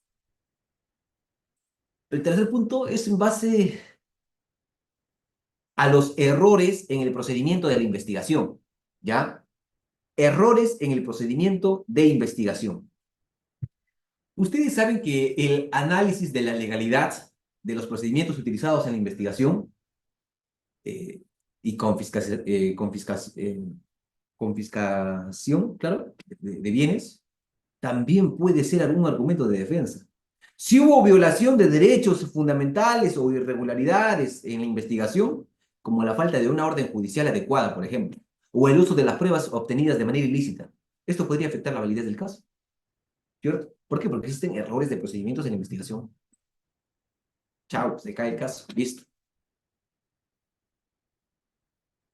Otro punto es la aplicación de los precedentes jurisprudenciales. Ay, ay, ay. Ahora que me recuerdo. Claro, una defensa efectiva, ojo, una defensa efectiva también puede basarse en la interpretación de la jurisprudencia relevante. O sea, si ustedes se ponen a pensar, los abogados día tras día comemos, ¿no? Comemos, tomamos. ¿Qué cosa? Jurisprudencia. De eso vivimos. O sea, si tú eres un abogado penalista, tú no solamente vas a agarrar tu código penal, vas a una audiencia solamente con las reglas del código, no, no, obviamente no. Sino que ojo, un abogado que utilice en una audiencia, su código, acuerdos plenarios, sentencias plenarias, jurisprudencia vinculante, relevante, ¿cierto? Si es que hay una ley o no, ciertos precedentes. Entonces, la defensa puede argumentar que el caso no encuadra correctamente dentro del marco penal con jurisprudencia relevante si es que la hay, y si es que existen ciertas sentencias previas que puedan llegar a favorecer la interpretación de una conducta o incluso la clasificación de una actividad económica como legal, ¿cierto? Eh, ah, ya, la excepción o la reducción de responsabilidad. Y esto depende, ¿ah? Dependiendo de la legislación local, claro está. ¿Por qué? Porque en algunas jurisdicciones permiten que el acusado, ojo, que el acusado pueda acreditar su buena fe o colaborar con la justicia, ¿no? Para recibir beneficios como la exoneración parcial de responsabilidades o incluso la reducción de la pena. En el contexto de lavado de activos o evasión fiscal, claro está. Entonces, la estrategia podría implicar cooperar con la investigación, proporcionando cierta información que podría llegar a ser que otros implicados estén dentro de la investigación o que pueda llegar a producirse ciertas actividades ilícitas a lo largo de la investigación. Porque ustedes saben perfectamente que una investigación pues, se caracteriza por ser progresiva, ¿no? La investigación es progresiva. Ahora,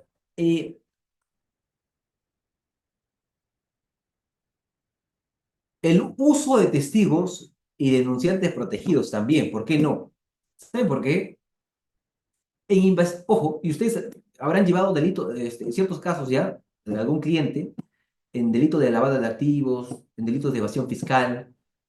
En estas investigaciones, mejor dicho, de lavado de activos, de evasión fiscal, puede ser crucial obtener testimonios de testigos protegidos, de testigos informantes, perdón, testigos protegidos o informantes, que ofrezcan una información valiosa sobre las operaciones ilícitas. Esto implica, oye, protección de testigos, hay que protegerlos, que vayan a declarar, pero con una máscara,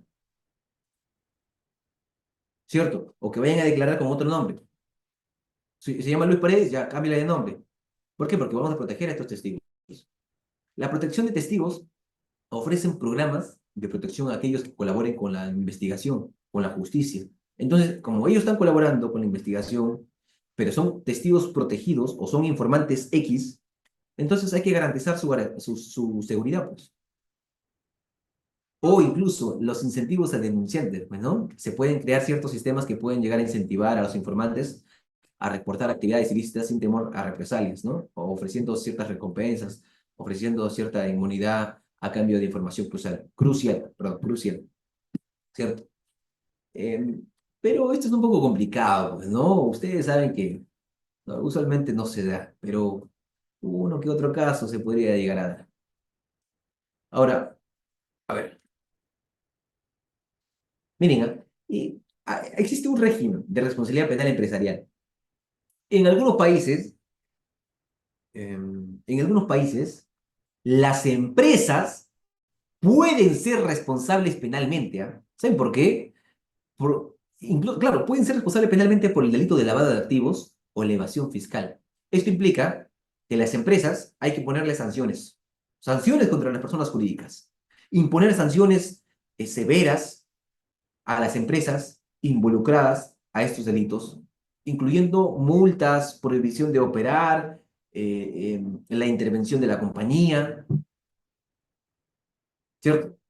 ¿Por qué? Porque si es que se realiza ello, incluso podría haber un desmantelamiento de las estructuras criminales. O sea, identificamos y desmantelamos a las estructuras criminales dentro de las empresas que faciliten el lavado de dinero. Oye, esa empresa ya estaba lavando dinero anteriormente, con departamentos financieros o consultorías jurídicas, perdón, consultorías utilizadas para poder ocultar la procedencia de los fondos. Entonces, es ahí donde incluso existe una implementación de estrategias preventivas. ¿Por qué? Porque la prevención es una estrategia fundamental para poder evitar los delitos, para que los delitos no puedan llegar a ocurrir. Algunas medidas, por ejemplo, incluyen, ¿qué cosa? La capacitación y la sensibilización. Formar a las empresas, formar a los bancos, a los profesionales del sector financiero en la identificación y la prevención del lavado de activos, la evasión fiscal, ¿cierto? O sea, prevenir. Otro punto, por ejemplo, la revisión y la actualización de las normas, perdón, de las normativas fiscales y antilavado. Asegurarse de que realmente estas leyes y estas regulaciones estén actualizadas y alineadas a los estándares que puede llegar a exigir la ley penal tributaria hoy en día, ¿cierto? Entonces, A modo de resumen, a modo de resumen, tanto la defensa como la persecución de los delitos relacionados con el lavado de activos y la evasión fiscal deben involucrar un informe estratégico que contiene pruebas sólidas, que haya una cooperación internacional, que haya un fortalecimiento de la legislación y que haya un uso de tecnologías avanzadas. Las medidas preventivas, correctivas, deben sí o sí ser implementadas de manera integral. ¿Para qué? Para, para poder así pues lograr un control efectivo sobre estas actividades ilícitas. Porque obviamente se tiene que, ¿cómo se llama? Regular dentro de, ¿cierto? Porque la ordenación moral imperativa así lo indica. Hay una buena pregunta que nos hacen en el chat también. Miren, con respecto a ello, antes de, claro está. Entonces, es claro, porque finalmente nosotros vamos a poder determinar que la ley penal tributaria ha sido creada con ese fin, de poder salvaguardar o poder garantizar el erario nacional. Ahora, respecto a ello, claro está, hay que tener en consideración de que la ordenación moral imperativa en la vida social está orientada o dirigida a lo que es una realización de la justicia, siempre va a prevalecer esa, eh, el aspecto económico también. ¿Por qué? Porque finalmente, pues, si es que se afecta el erario nacional, no podríamos llegar a estar en una sociedad adecuada, ¿no? No podríamos llegar a tener en consideración el hecho de que se pueda llegar a construir puentes, hospitales, pistas, comisarías, estaciones de bomberos, etcétera, etcétera. Porque obviamente un contribuyente deja de efectuar un pago, un monto pecuniario o afecta al erario nacional al momento de poder falsificar cierta documentación de manera directa o de manera indirecta, pero finalmente no solamente perjudica a una persona, sino perjudica al Estado. Y obviamente el Estado somos todos nosotros. ¿Por qué? Porque finalmente pues el hecho de afectar esa ordenación moral imperativa prevalece y hace que vulnere ciertos principios, hace que vulnere la ley penal tributaria. Y obviamente es posible observar entonces que la función recaudadora representa una importante actividad desplegada por el Estado, concretamente por la administración tributaria, es decir, por la SUNAT. Es por eso que la SUNAT se ve obligada en poder tener en consideración ciertos preceptos para poder garantizar que obviamente no afecte al erario nacional, ¿no? No afecte el erario nacional. Ahora, otro punto interesante son los casos mediáticos que se han venido generando en el Perú, ¿no? En el Perú se han dado ciertos casos que han llamado la atención y que han sido, obviamente, transmitidos por diversos medios de comunicación. Entre ellos, pues, a ver, lo voy a... Ahí ustedes están viendo, ¿no? El caso Orellana, el caso Lavajato, entre otros casos, ¿no? Que obviamente vamos a tener en consideración porque obviamente eso quedó como jurisprudencia, ¿no? Como jurisprudencia. Y es muy importante porque finalmente, eh, ¿cómo les digo? Y es que en el Perú existen hasta cuatro poderes del Estado. Yo lo dije en algún momento, no sé si ustedes habrán escuchado anteriormente a mi persona, pero el Perú tiene cuatro poderes: un poder ejecutivo, poder legislativo, un poder judicial, y el cuarto poder siempre va a ser en los medios de comunicación. ¿Por qué? Porque si ustedes ven, por ejemplo, el caso de Orellana, el caso Lavajato, obviamente tenemos a ciertos juzgadores, ciertos órganos jurisdiccionales. O sea, no es lo mismo pues que un juez resuelva un X delito, y no es lo mismo que resuelva pues X delito con todo el Perú viéndolo, observándolo, ¿cierto? ¿Por qué? Porque obviamente existe cierta presión. Y es por eso que se dice que el cuarto poder del Estado peruano es los medios de comunicación. Incluso pues hay un programa, ¿no? En América que se llama, o se llamaba, no sé si sale al uso hasta ahora, Cuarto Poder, ¿no? Cuarto Poder. ¿Por qué? ¿Por qué se llama Cuarto Poder? Porque es un poder, porque tiene los medios de comunicación. Porque si es que saca una sentencia absolutoria, condenatoria, finalmente en base a estos delitos, obviamente va a caer cierta responsabilidad de por medio y juzga más por lo que dirán que en vez de poder prevalecer ciertos aspectos en los cuales obviamente no vulneren esa ordenación moral y operativa que viene a ser la ley penal tributaria, ¿no? Y obviamente, a modo entonces de conclusión, en el delito de defraudación tributaria, para que funcione este aspecto, obviamente, hay que tener en consideración distintos aspectos sustanciales, ¿no? En el delito de defraudación tributaria, para que funcione como delito de fuente de lavado de activos, continúa siendo una cuestión abierta en la dogmática penal y es algo que no se va a cerrar porque eso es lo bonito del derecho.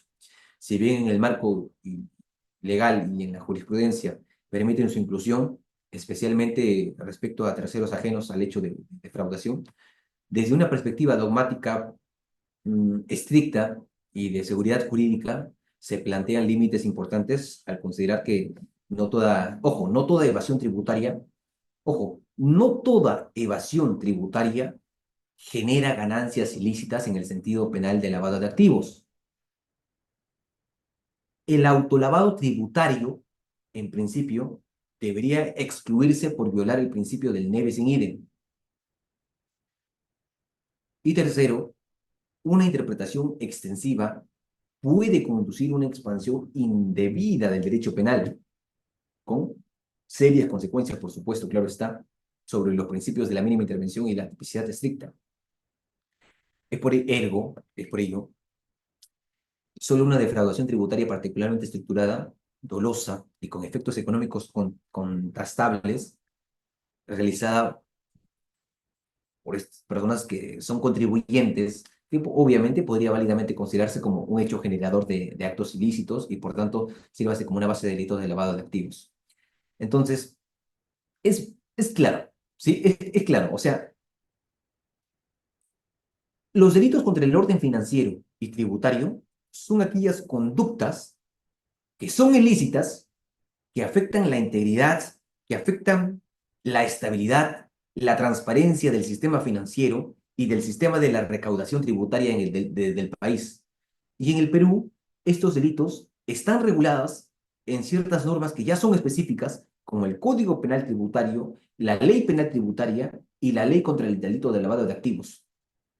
Y son delitos contra el orden financiero, contra el aspecto tributario, como la manipulación financiera, los fraudes bancarios, la emisión de ciertos aspectos pecuniarios, el lavado de activos, que habíamos comentado, pues, ¿no? Repito, lavado de activos, que es la acción de poder ocultar, de poder disimular el origen ilícito de bienes provenientes de actividades delictivas, como el narcotráfico, la corrupción, la trata de personas, la minería ilegal, entre otras, y obviamente, por ejemplo, ejemplos de actos de lavado, la conversión o transferencia de bienes ilícitos a bienes lícitos, el ocultamiento o encubrimiento del origen ilícito de fondos, la adquisición o la posesión de bienes con conocimiento de origen delictivo, el uso de empresas de fachadas, ¿no? Fachadas, o sea, crean empresas fantasmas para poder lavar dinero, ¿no? Empiezan a lavar dinero y dicen, oye, ¿sabes qué? Yo tengo tres empresas que vienen trabajando, pero esas tres empresas pues son fachadas, dan cierta apariencia de que vienen laborando, vienen trabajando, pero en realidad no es así. Solamente le dan un aspecto eh, legal, bueno, en realidad pues es todo lo contrario. O incluso ciertos testaferros, personas que son testaferros para poder ingresar fondos al sistema financiero. Y obviamente son vinculadas a lo que es una pena privativa de libertad, ¿no? Dije. Los delitos, en cambio, los delitos tributarios no es más que infracciones penales que tienen como objetivo evadir, que tienen como objetivo reducir el pago de tributos al Estado. Están reguladas, ustedes ya saben, el decreto legislativo 813 de la ley penal tributaria y obviamente existen, obviamente, tipos de delitos tributarios, ¿no? La defraudación tributaria, la obtención indebida de beneficios tributarios, la emisión de comprobantes falsos, el hecho de que no entreguen, por ejemplo, los comprobantes de pago, la resistencia u obstrucción a la fiscalización, entre otros, y obviamente existe una pena privativa de libertad en ese aspecto. Entonces, los delitos, con ese nexo, los delitos contra el orden tributario, presentan y representan una amenaza significativa para el desarrollo económico en el Perú. Y es por eso que el Estado ha podido llegar a implementar marcos legales estrictos para poder prevenir, para poder detectar, para poder sancionar estas prácticas, fortaleciendo las entidades como la SUNAT, la Unidad de Inteligencia Financiera, la Fiscalía. O sea, hay que actualizarlos y hay que capacitarlos, hay que fortalecerlos. ¿Por qué? Porque ellos hacen, o lo hacen, mejor dicho, con el único fin de poder proteger el sistema financiero del Perú y poder asegurar la equidad tributaria, ¿cierto? Porque de lo contrario, claro, esto no podríamos llegar a prevalecer ello. Y los delitos tributarios en el Perú constituyen actos meramente dolosos, mediante los cuales una persona natural, así como yo, de carne y hueso, o una persona jurídica, que podría ser una empresa, elude el cumplimiento de sus obligaciones tributarias, afectando los ingresos del Estado, y se encuentran tipificadas en la ley penal tributaria, y se sancionan con penas privativas de libertad, con 10 multas, y obviamente con otros efectos económicos, como por ejemplo las multas económicas hacia las empresas, ¿cierto? Como por ejemplo la defraudación tributaria. Y esto ocurre cuando el contribuyente, ojo, el contribuyente deja de pagar, tal o parcialmente, los tributos que están establecidos por la ley mediante mecanismos fraudulentos. Modalidades comunes, como por ejemplo el registro de pasivos falsos, no entregar a la SUNAT retenciones o percepciones efectuadas, los ocultamientos de bienes, los ingresos, las rentas, ¿cierto? Pero posteriormente a ello existen otros tipos de delitos, como el delito contable, el brindar información resulta ser falsa mediante el RUC, el almacenamiento de bienes en locales vacíos declarados, obviamente, el hecho de poder, incluso salió, ¿no? Los medios de comunicación, se vende boletas, se vende facturas, y obviamente eso es facilitar comprobantes de pagos, pero que son falsos. Y ocurre cuando se vende, cuando se adquiere, o cuando incluso se facilita comprobantes de pago. Facturas, boletas, guías de remisión, notas de crédito, notas de débito, ¿con la intención de qué? De poder cometer delitos tributarios. Y obviamente eso está sancionado también. De manera que el cumplimiento de las normas tributarias no solamente es una obligación legal, sino es una práctica esencial. Es una práctica esencial para el desarrollo empresarial sostenible. Las sanciones establecidas en la ley penal tributaria, por tanto, buscan desalentar ciertas prácticas de evasión, el poder fortalecer la recaudación fiscal, una cultura de cumplimiento de transparencia, pero bajo un aspecto de transparencia contable que protege a las organizaciones pues, frente a ciertas sanciones y contribuyentes, obviamente, buscando el desarrollo del país. ¿Por qué? Porque bajo ese aspecto, estimados colegas, ustedes se darán cuenta que existe claro, existe un análisis dogmático al delito de defraudación tributaria en el Perú. Y esto tiene que ver con la relación dogmática y práctica en el delito de defraudación tributaria. ¿Por qué? Porque el delito de defraudación tributaria eh, representa la figura nuclear del derecho penal tributario peruano, constituyéndose como el punto de mayor convergencia en el derecho penal y el derecho tributario. ¿Por qué? Porque si ustedes se ponen a estudiar ello, su estudio no solamente tiene importancia como una práctica de alta incidencia en la realidad nacional, sino que también hasta incluso puede llegar a tener un valor dogmático. ¿Por qué? Porque plantea cuestionamientos esenciales sobre el bien jurídico protegido, que es la naturaleza del ilícito y los límites del poder punitivo que pueden llegar a acarrear de manera estatal en materia fiscal.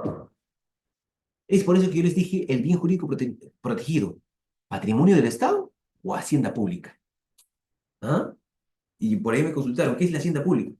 ¿Ah? Porque, a ver, revisen el artículo 1 de la LPT, la Ley Penal Tributaria. Cuando yo digo LPT, se refiere a la Ley Penal Tributaria, LPT. El artículo 1 de la LPT exige como elemento típico el perjuicio económico falso al fisco derivado del impago de impuestos, de tributos. Esto ha llevado incluso a que algunos sectores que puedan llegar a interpretar este delito desde una concepción patrimonialista, equiparándolo a delitos comunes contra el patrimonio. Pero obviamente, pues no, sin embargo, una lectura más crítica y funcional permite superar ¿cómo se llama? La visión patrimonial clásica, a diferencia de los delitos patrimoniales tradicionales. Por ejemplo, el robo, por ejemplo, el hurto. En la defraudación tributaria no se afecta un bien. Lo vuelvo a repetir. No, ojo, en la defraudación tributaria nunca se va a poder afectar un bien que ya ha incorporado al patrimonio estatal, sino que se impide la incorporación ilegítima de los ingresos públicos futuros, afectando ¿qué cosa? La función financiera del Estado. Entonces, se hace una crítica, ¿no? Se hace una crítica a la concepción patrimonialista. ¿Por qué? Porque la hacienda pública no debe ser entendida como un patrimonio estático del Estado, sino debe ser entendida como un conjunto dinámico de recursos que tiene el Estado que están destinados al cumplimiento de un al cumplimiento de un fin público, la construcción de un colegio, por ejemplo. El tributo, el tributo no es un bien estatal ya apropiado, sino es claro, es una pretensión estatal legítima que requiere ser satisfecha por los contribuyentes conforme a su capacidad contributiva, ¿cierto? Y es por eso que les dije, o sea, las funciones del tributo y sentido del bien jurídico colectivo, incluso el TC, ya les dije, en la sentencia 6626-2006, ha destacado la tributación, función recaudadora, la función redistributiva y de equidad, la función política criminal, perdón, política social y la función de sostenibilidad fiscal. Sostenibilidad fiscal. ¿Por qué? Porque desde esa óptica, el bien jurídico afectado no es únicamente económico, sino también es bajo un aspecto institucional y colectivo. ¿Por qué? Porque es el cumplimiento tributario. Es el cumplimiento tributario que lesiona la capacidad del Estado para poder cumplir con sus fines sociales, redistributivos, pero es eso, o tiene un panorama o se da un enfoque hacia una dogmática penal tributaria sólida. ¿Por qué? Porque el delito de defraudación tributaria es como si exigiera, pues, ¿no? El delito de defraudación tributaria exige ser comprendido más allá de una simple lesión patrimonial al Estado. ¿Por qué? Porque aborda una dimensión colectiva, porque aborda una dimensión institucional del bien jurídico protegido. ¿Por qué? Porque la interrelación entre el deber de poder concluir del contribuyente y fines constitucionales del Estado. Entonces, esta interpretación fortalece la legitimidad del derecho penal tributario, evitando una aplicación meramente punitiva y obviamente acercándose al aspecto penal, acercándose a la sanción penal para los principios de proporcionalidad, los principios de subsidiariedad y obviamente pues al de última ratio. Es decir, oye, antes de poder acercarnos al derecho penal, se tiene que ver bajo la ley, la ley penal tributaria, ¿cierto? La ley penal tributaria. Entonces, a ver, Miriam, a ver, voy a leerlos, ¿ya? Dice Miriam Luz Chipana Soto, dice, en evasión de impuestos, bueno, eso es lo que dice, ¿ya? A ver, en evasión de impuestos, si se descubre recién en una investigación suplementaria y no estaba considerado en la formalización de amplia, ¿en la formaliza o se integra? ¿Cuál es correcto? Mira, en el contexto procesal peruano, si durante, mira, Miriam, en el contexto procesal peruano, si durante una investigación suplementaria se descubre que un imputado habría incurrido también en una evasión de impuestos, defraudación tributaria, y este delito no estaba contemplado en una disposición de formalización de la investigación preparatoria original, la Fiscalía tiene dos opciones, según las circunstancias y la etapa del proceso, claro está. Uno es ampliar la formalización de la investigación preparatoria, si se trata del mismo imputado, ¿sí? Y dos, es formalizar una nueva investigación preparatoria si se trata de un imputado distinto o un hecho autónomo. Dos opciones. Ampliar la formalización de la investigación preparatoria, es decir, si el nuevo delito, que es evasión de impuesto, involucra al mismo imputado, ya formalizado, entonces la figura procesal correcta es la ampliación de la formalización. Ahí el artículo 336, inciso 4, si no mal recuerdo, del Código Procesal Penal lo dice, ¿cierto? Por ejemplo, a ver, si el imputado, Luis Paredes, estaba siendo investigado por el delito de lavado de activos y se descubre que los fondos ilícitos provienen de la evasión fiscal, no considerará inicialmente el fiscal amplía la investigación para poder incluir también la defraudación tributaria. Eso por un lado. Y por otro lado, es formalizar una nueva investigación, ¿no? Obviamente. Ahora, hay otra pregunta. ¿Qué es? Ah, ya, ya. ¿Qué es un testaferro? Nos dice Esquivel Quispe. ¿Qué es un testaferro? ¿O qué se debe comprender por un testaferro? Un testaferro es una persona que, ojo, de manera oculta o encubierta, actúa como un titular de un bien. Yo tengo propiedades, yo tengo negocios que en realidad pertenecen a otra persona. Ojo, yo soy un testaferro. Le doy cierta apariencia de que realmente es mío, de que es mío, pero realmente no es mío. ¿Por qué? Porque pertenecen a otra persona. Generalmente con el objetivo de qué? De poder ocultar la identidad del verdadero propietario o de poder evadir responsabilidades legales, fiscales, financieras. El testaferro es un intermediario que posee formalmente ciertos bienes, ciertos activos, pero actúa bajo la dirección o interés de la otra persona, le manda a la otra persona, quien en realidad es el verdadero propietario. Eso es ser un testaferro. El uso de testaferros es común, ¿ah? Es común en actividades ilícitas como lavado de activos, la evasión fiscal, el fraude. Por ejemplo, un narcotraficante podría utilizar un testaferro para comprar propiedades a su nombre, por supuesto. Oye, yo voy a lavar, yo lavo dinero, yo tráfico ilícito de drogas. Entonces, yo tengo un primo que nunca ha sido investigado por X delito, o tengo un amigo, ya, cómprate mi hacienda, va a estar a tu nombre, tú vas a ser un testaferro, ¿cierto? Por ejemplo, un narcotraficante que podría utilizar un testaferro para poder comprar propiedades, carros, este, mansiones, qué sé yo, ¿cierto? Ah, Chibolín, exacto. El caso de Chibolín, ustedes, ¿no? Andrés Hurtado, ustedes ya habrán visto que es obviamente, ¿no? Es una persona que estaba utilizando una tercera persona, ¿no? A ver, nos dice Roberto Carlos Artica Castillo. Dice, el testaferro es punible, ojo, el testaferro es punible desde el punto de vista penal. Sí, sí, sí, sí. El testaferro puede ser penalmente punible, claro, dependiendo del contexto en el que se utilice y la legislación que se puede llegar a dar dentro de. Si bien el acto de testaferro no es necesariamente un delito en sí, eh, lo que determina si la conducta es punible es el propósito detrás de sus y las actividades ilícitas que busca encubrir. Por ejemplo, caso de testaferro. Ojo, es punible. Oye, tú, lavada de activos, ¿no? Sí, ya. El testaferro se utiliza ¿para qué? Para ocultar el origen ilícito de los bienes. Por ejemplo, dinero proveniente del TIT, del fraude, de la corrupción. Otro ejemplo, evasión fiscal. Ah, si una persona actúa como testaferro para ocultar activos con el fin de evadir el pago de impuestos, entonces este comportamiento puede ser considerado como una defraudación tributaria. Y tres, fraude. Ah, si el testaferro está involucrado en la creación de un falso patrimonio o el cubrimiento de deudas para poder defraudar a los acreedores, por ejemplo, puede estar cometiendo un fraude penal. A ver, dice, sí, por lavado, ¿por qué sus ingresos no justifican sus compras? Es que hay un desbalance, incluso proporcional. Oye, mis egresos superan mis ingresos. Claro, entonces hay un desbalance patrimonial en la cual obviamente yo no voy a poder justificar ello.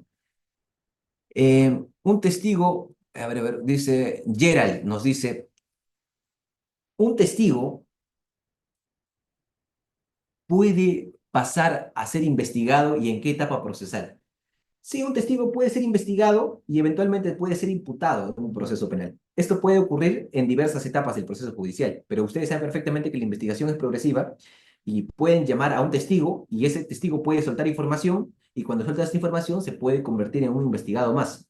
Puede suceder en la etapa preliminar de la investigación o incluso puede suceder en la formalización de esto. Es decir, si el testigo da detalles que contradicen la versión de los hechos, o si su declaración revela que ha cometido un delito, la fiscalía puede cambiar su calidad procesal de testigo a ser investigado o imputado. Esto ocurre cuando los elementos recabados permiten que se forme una sospecha razonable, así dice la Corte Suprema, de que esa persona ha cometido un delito. ¿Sí? Eso es respecto a esa pregunta, estimado Gerald. Cuando brinda información. Claro, ya. Yo los estoy leyendo, ¿ah? Eh, A ver, hay una pregunta de Miriam, creo. La empresa en lavado de activos, si bien se incorporan en la etapa de formalización, tienen tienen un acreditarse que fue creada para lavar dinero o basta que los representantes hayan lavado activos en su representación. A ver. Creo que nos dice, oye, en el contexto del lavado de activos, la implicación de una empresa en el delito no necesariamente requiere que haya sido creada exclusivamente con el propósito de lavar dinero, ¿ah? No, no, no, no. La clave está en cómo se utilizan los recursos de la empresa para ocultar o dar cierta apariencia de legalidad a fondos provenientes de actividades ilícitas, por ejemplo. O sea, ¿es necesario acreditar que la empresa fue creada para lavar dinero? No, no. No, obviamente, yo no voy a decirle al Estado, oye, por si acaso, voy a sacar dos empresas fantasmas, ¿para qué? Para lavar dinero. No, no, no, no, no. No es necesario que se pruebe que una empresa fue específicamente creada con el único fin de lavar dinero. Sin embargo, la empresa puede ser impulsada, perdón, puede ser implicada en el lavado de activos si se demuestra que sus actividades o la forma en la cual fue utilizada sirvieron para poder ocultar, para poder disimular, para poder legitimar ciertos fondos o activos obtenidos a través de ciertas actividades ilícitas, ilegales, ¿no? A ver, dice, gracias. No, no, no se preocupe, Yera, lo estoy leyendo también, ¿ah? Lo estoy leyendo.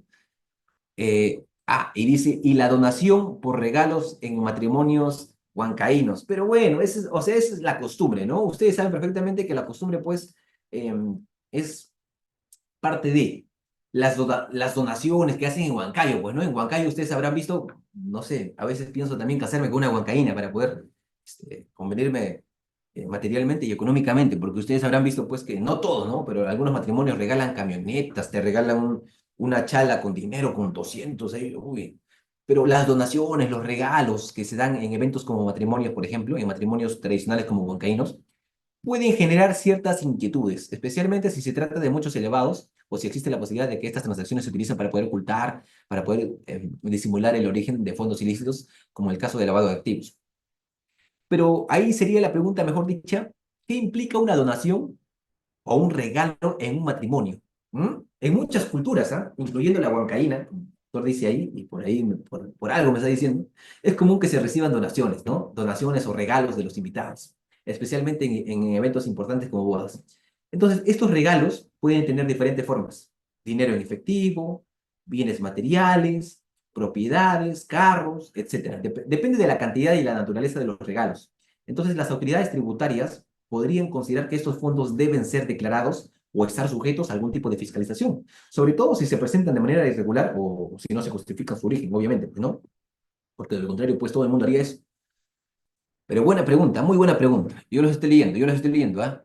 A ver, dice Ronald Enrique Flores, nos dice, ¿cuál es la diferencia entre lavado de activos y defraudación tributaria y cómo se aplicaría el Nevis sin idem? Ah, muy buena pregunta. Mira, primero debemos tener en consideración la diferencia entre el lavado de activos y la defraudación tributaria radica principalmente en los delitos subyacentes. Es decir, del lavado de activos nace acá, nace delito A, nace delito B, C, defraudación tributaria, de igual forma. Subyacentes. Pero cada uno busca ocultar o busca, mejor dicho, disimular, así como en los objetivos de cada uno. Ambos son delitos económicos graves. ¿Por qué? Porque ven dinero, pues, ¿no? Recaudación tributaria, evades dinero, omites pagar, y lavado de activos busca que el dinero sea sucio, de sucio a que se convierta en limpio, ¿cierto? Entonces, ¿cuál es la diferencia entre el lavado de activos y la defraudación tributaria? En lavado de activos se refiere al proceso mediante el cual se ocultan, se disimulan los orígenes ilícitos de los fondos obtenidos de las actividades criminales, como narcotráfico, corrupción, fraude, terrorismo, etcétera. Y el objetivo es darle una apariencia de legalidad, haciendo que el dinero sucio se convierta, lo laves y se convierta en un dinero aparentemente limpio. En cambio, la defraudación tributaria, también conocida como la evasión fiscal, ¿sí? Se produce cuando una persona o una persona jurídica o una persona natural evade el pago de impuestos, pues, ¿no? De manera fraudulenta. Esto puede ocurrir mediante el ocultamiento de ingresos, la falsificación de documentos, la manipulación de información fiscal, ¿cierto? Y la segunda pregunta que nos hizo es, ¿cómo se aplica el principio de Nevis in idem?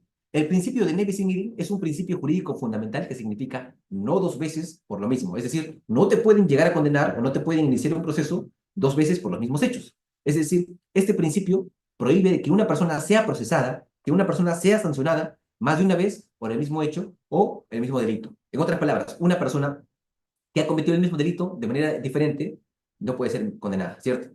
Entonces, delitos diferentes, lavado de activos está asociada con el ocultamiento de fondos obtenidos, actividades ilegales, y la defraudación tributaria es el fraude fiscal, ¿no? Eso respecto a su pregunta. Eh, a ver, hay otras preguntas. Jefferson Povis Jesús dice, ¿cuándo tiene sanción penal delito de defraudación y cuándo tiene sanción administrativa si se deja pagar los impuestos? Y yo lo mencioné, ¿no? O sea, el Código Penal tiene distintas sanciones y el Código Penal tributario tiene distintas sanciones también. La defraudación tributaria puede tener sanciones penales, pero también puede tener sanciones administrativas, dependiendo de la gravedad de la conducta, los montos involucrados, si la persona, es decir, el contribuyente rectifica incluso su comportamiento y paga los impuestos que debe, entre otros factores. Pero, claro está, una conducta de defraudación tributaria puede llevar a una sanción penal también. ¿Y cuándo se puede considerar una sanción administrativa? Entonces, puede ser una evasión leve, puede que haya una rectificación de pago de impuestos, puede que haya irregularidades menores, puede que haya una multa, puede que haya un interés monetario, una suspensión monetarial. Por ejemplo, a ver, ejemplo de una sanción administrativa. Si yo soy un contribuyente, debo pagar a la SUNAT, sí, y yo omito reportar ciertos ingresos o no presento mi declaración de impuestos correctamente, pero al ser notificado por la SUNAT, rectifico y pago los impuestos adeudados, entonces se me puede a mí imponer una multa administrativa, ¿cierto? Ya, listo. Eso es en el aspecto administrativo. Doctor, ¿qué pasa con la sanción penal entonces? Ah, ahí sí hay una evasión grave.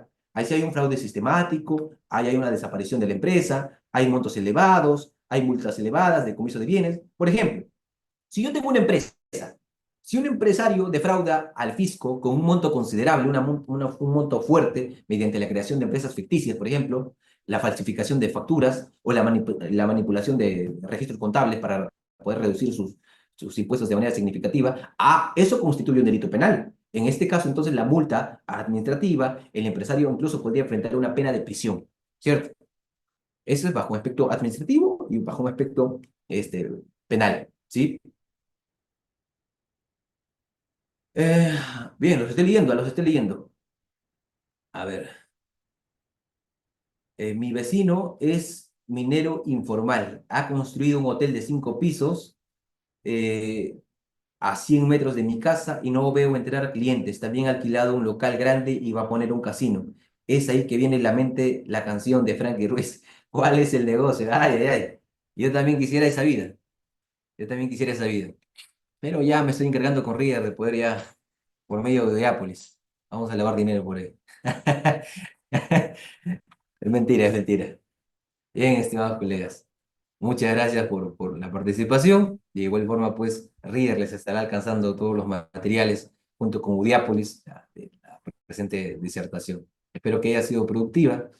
Yo, obviamente, siempre a vuestra disposición. Espero que la clase haya sido provechosa para cada uno de ustedes. Yo encantado de poder estar una y otra vez acá.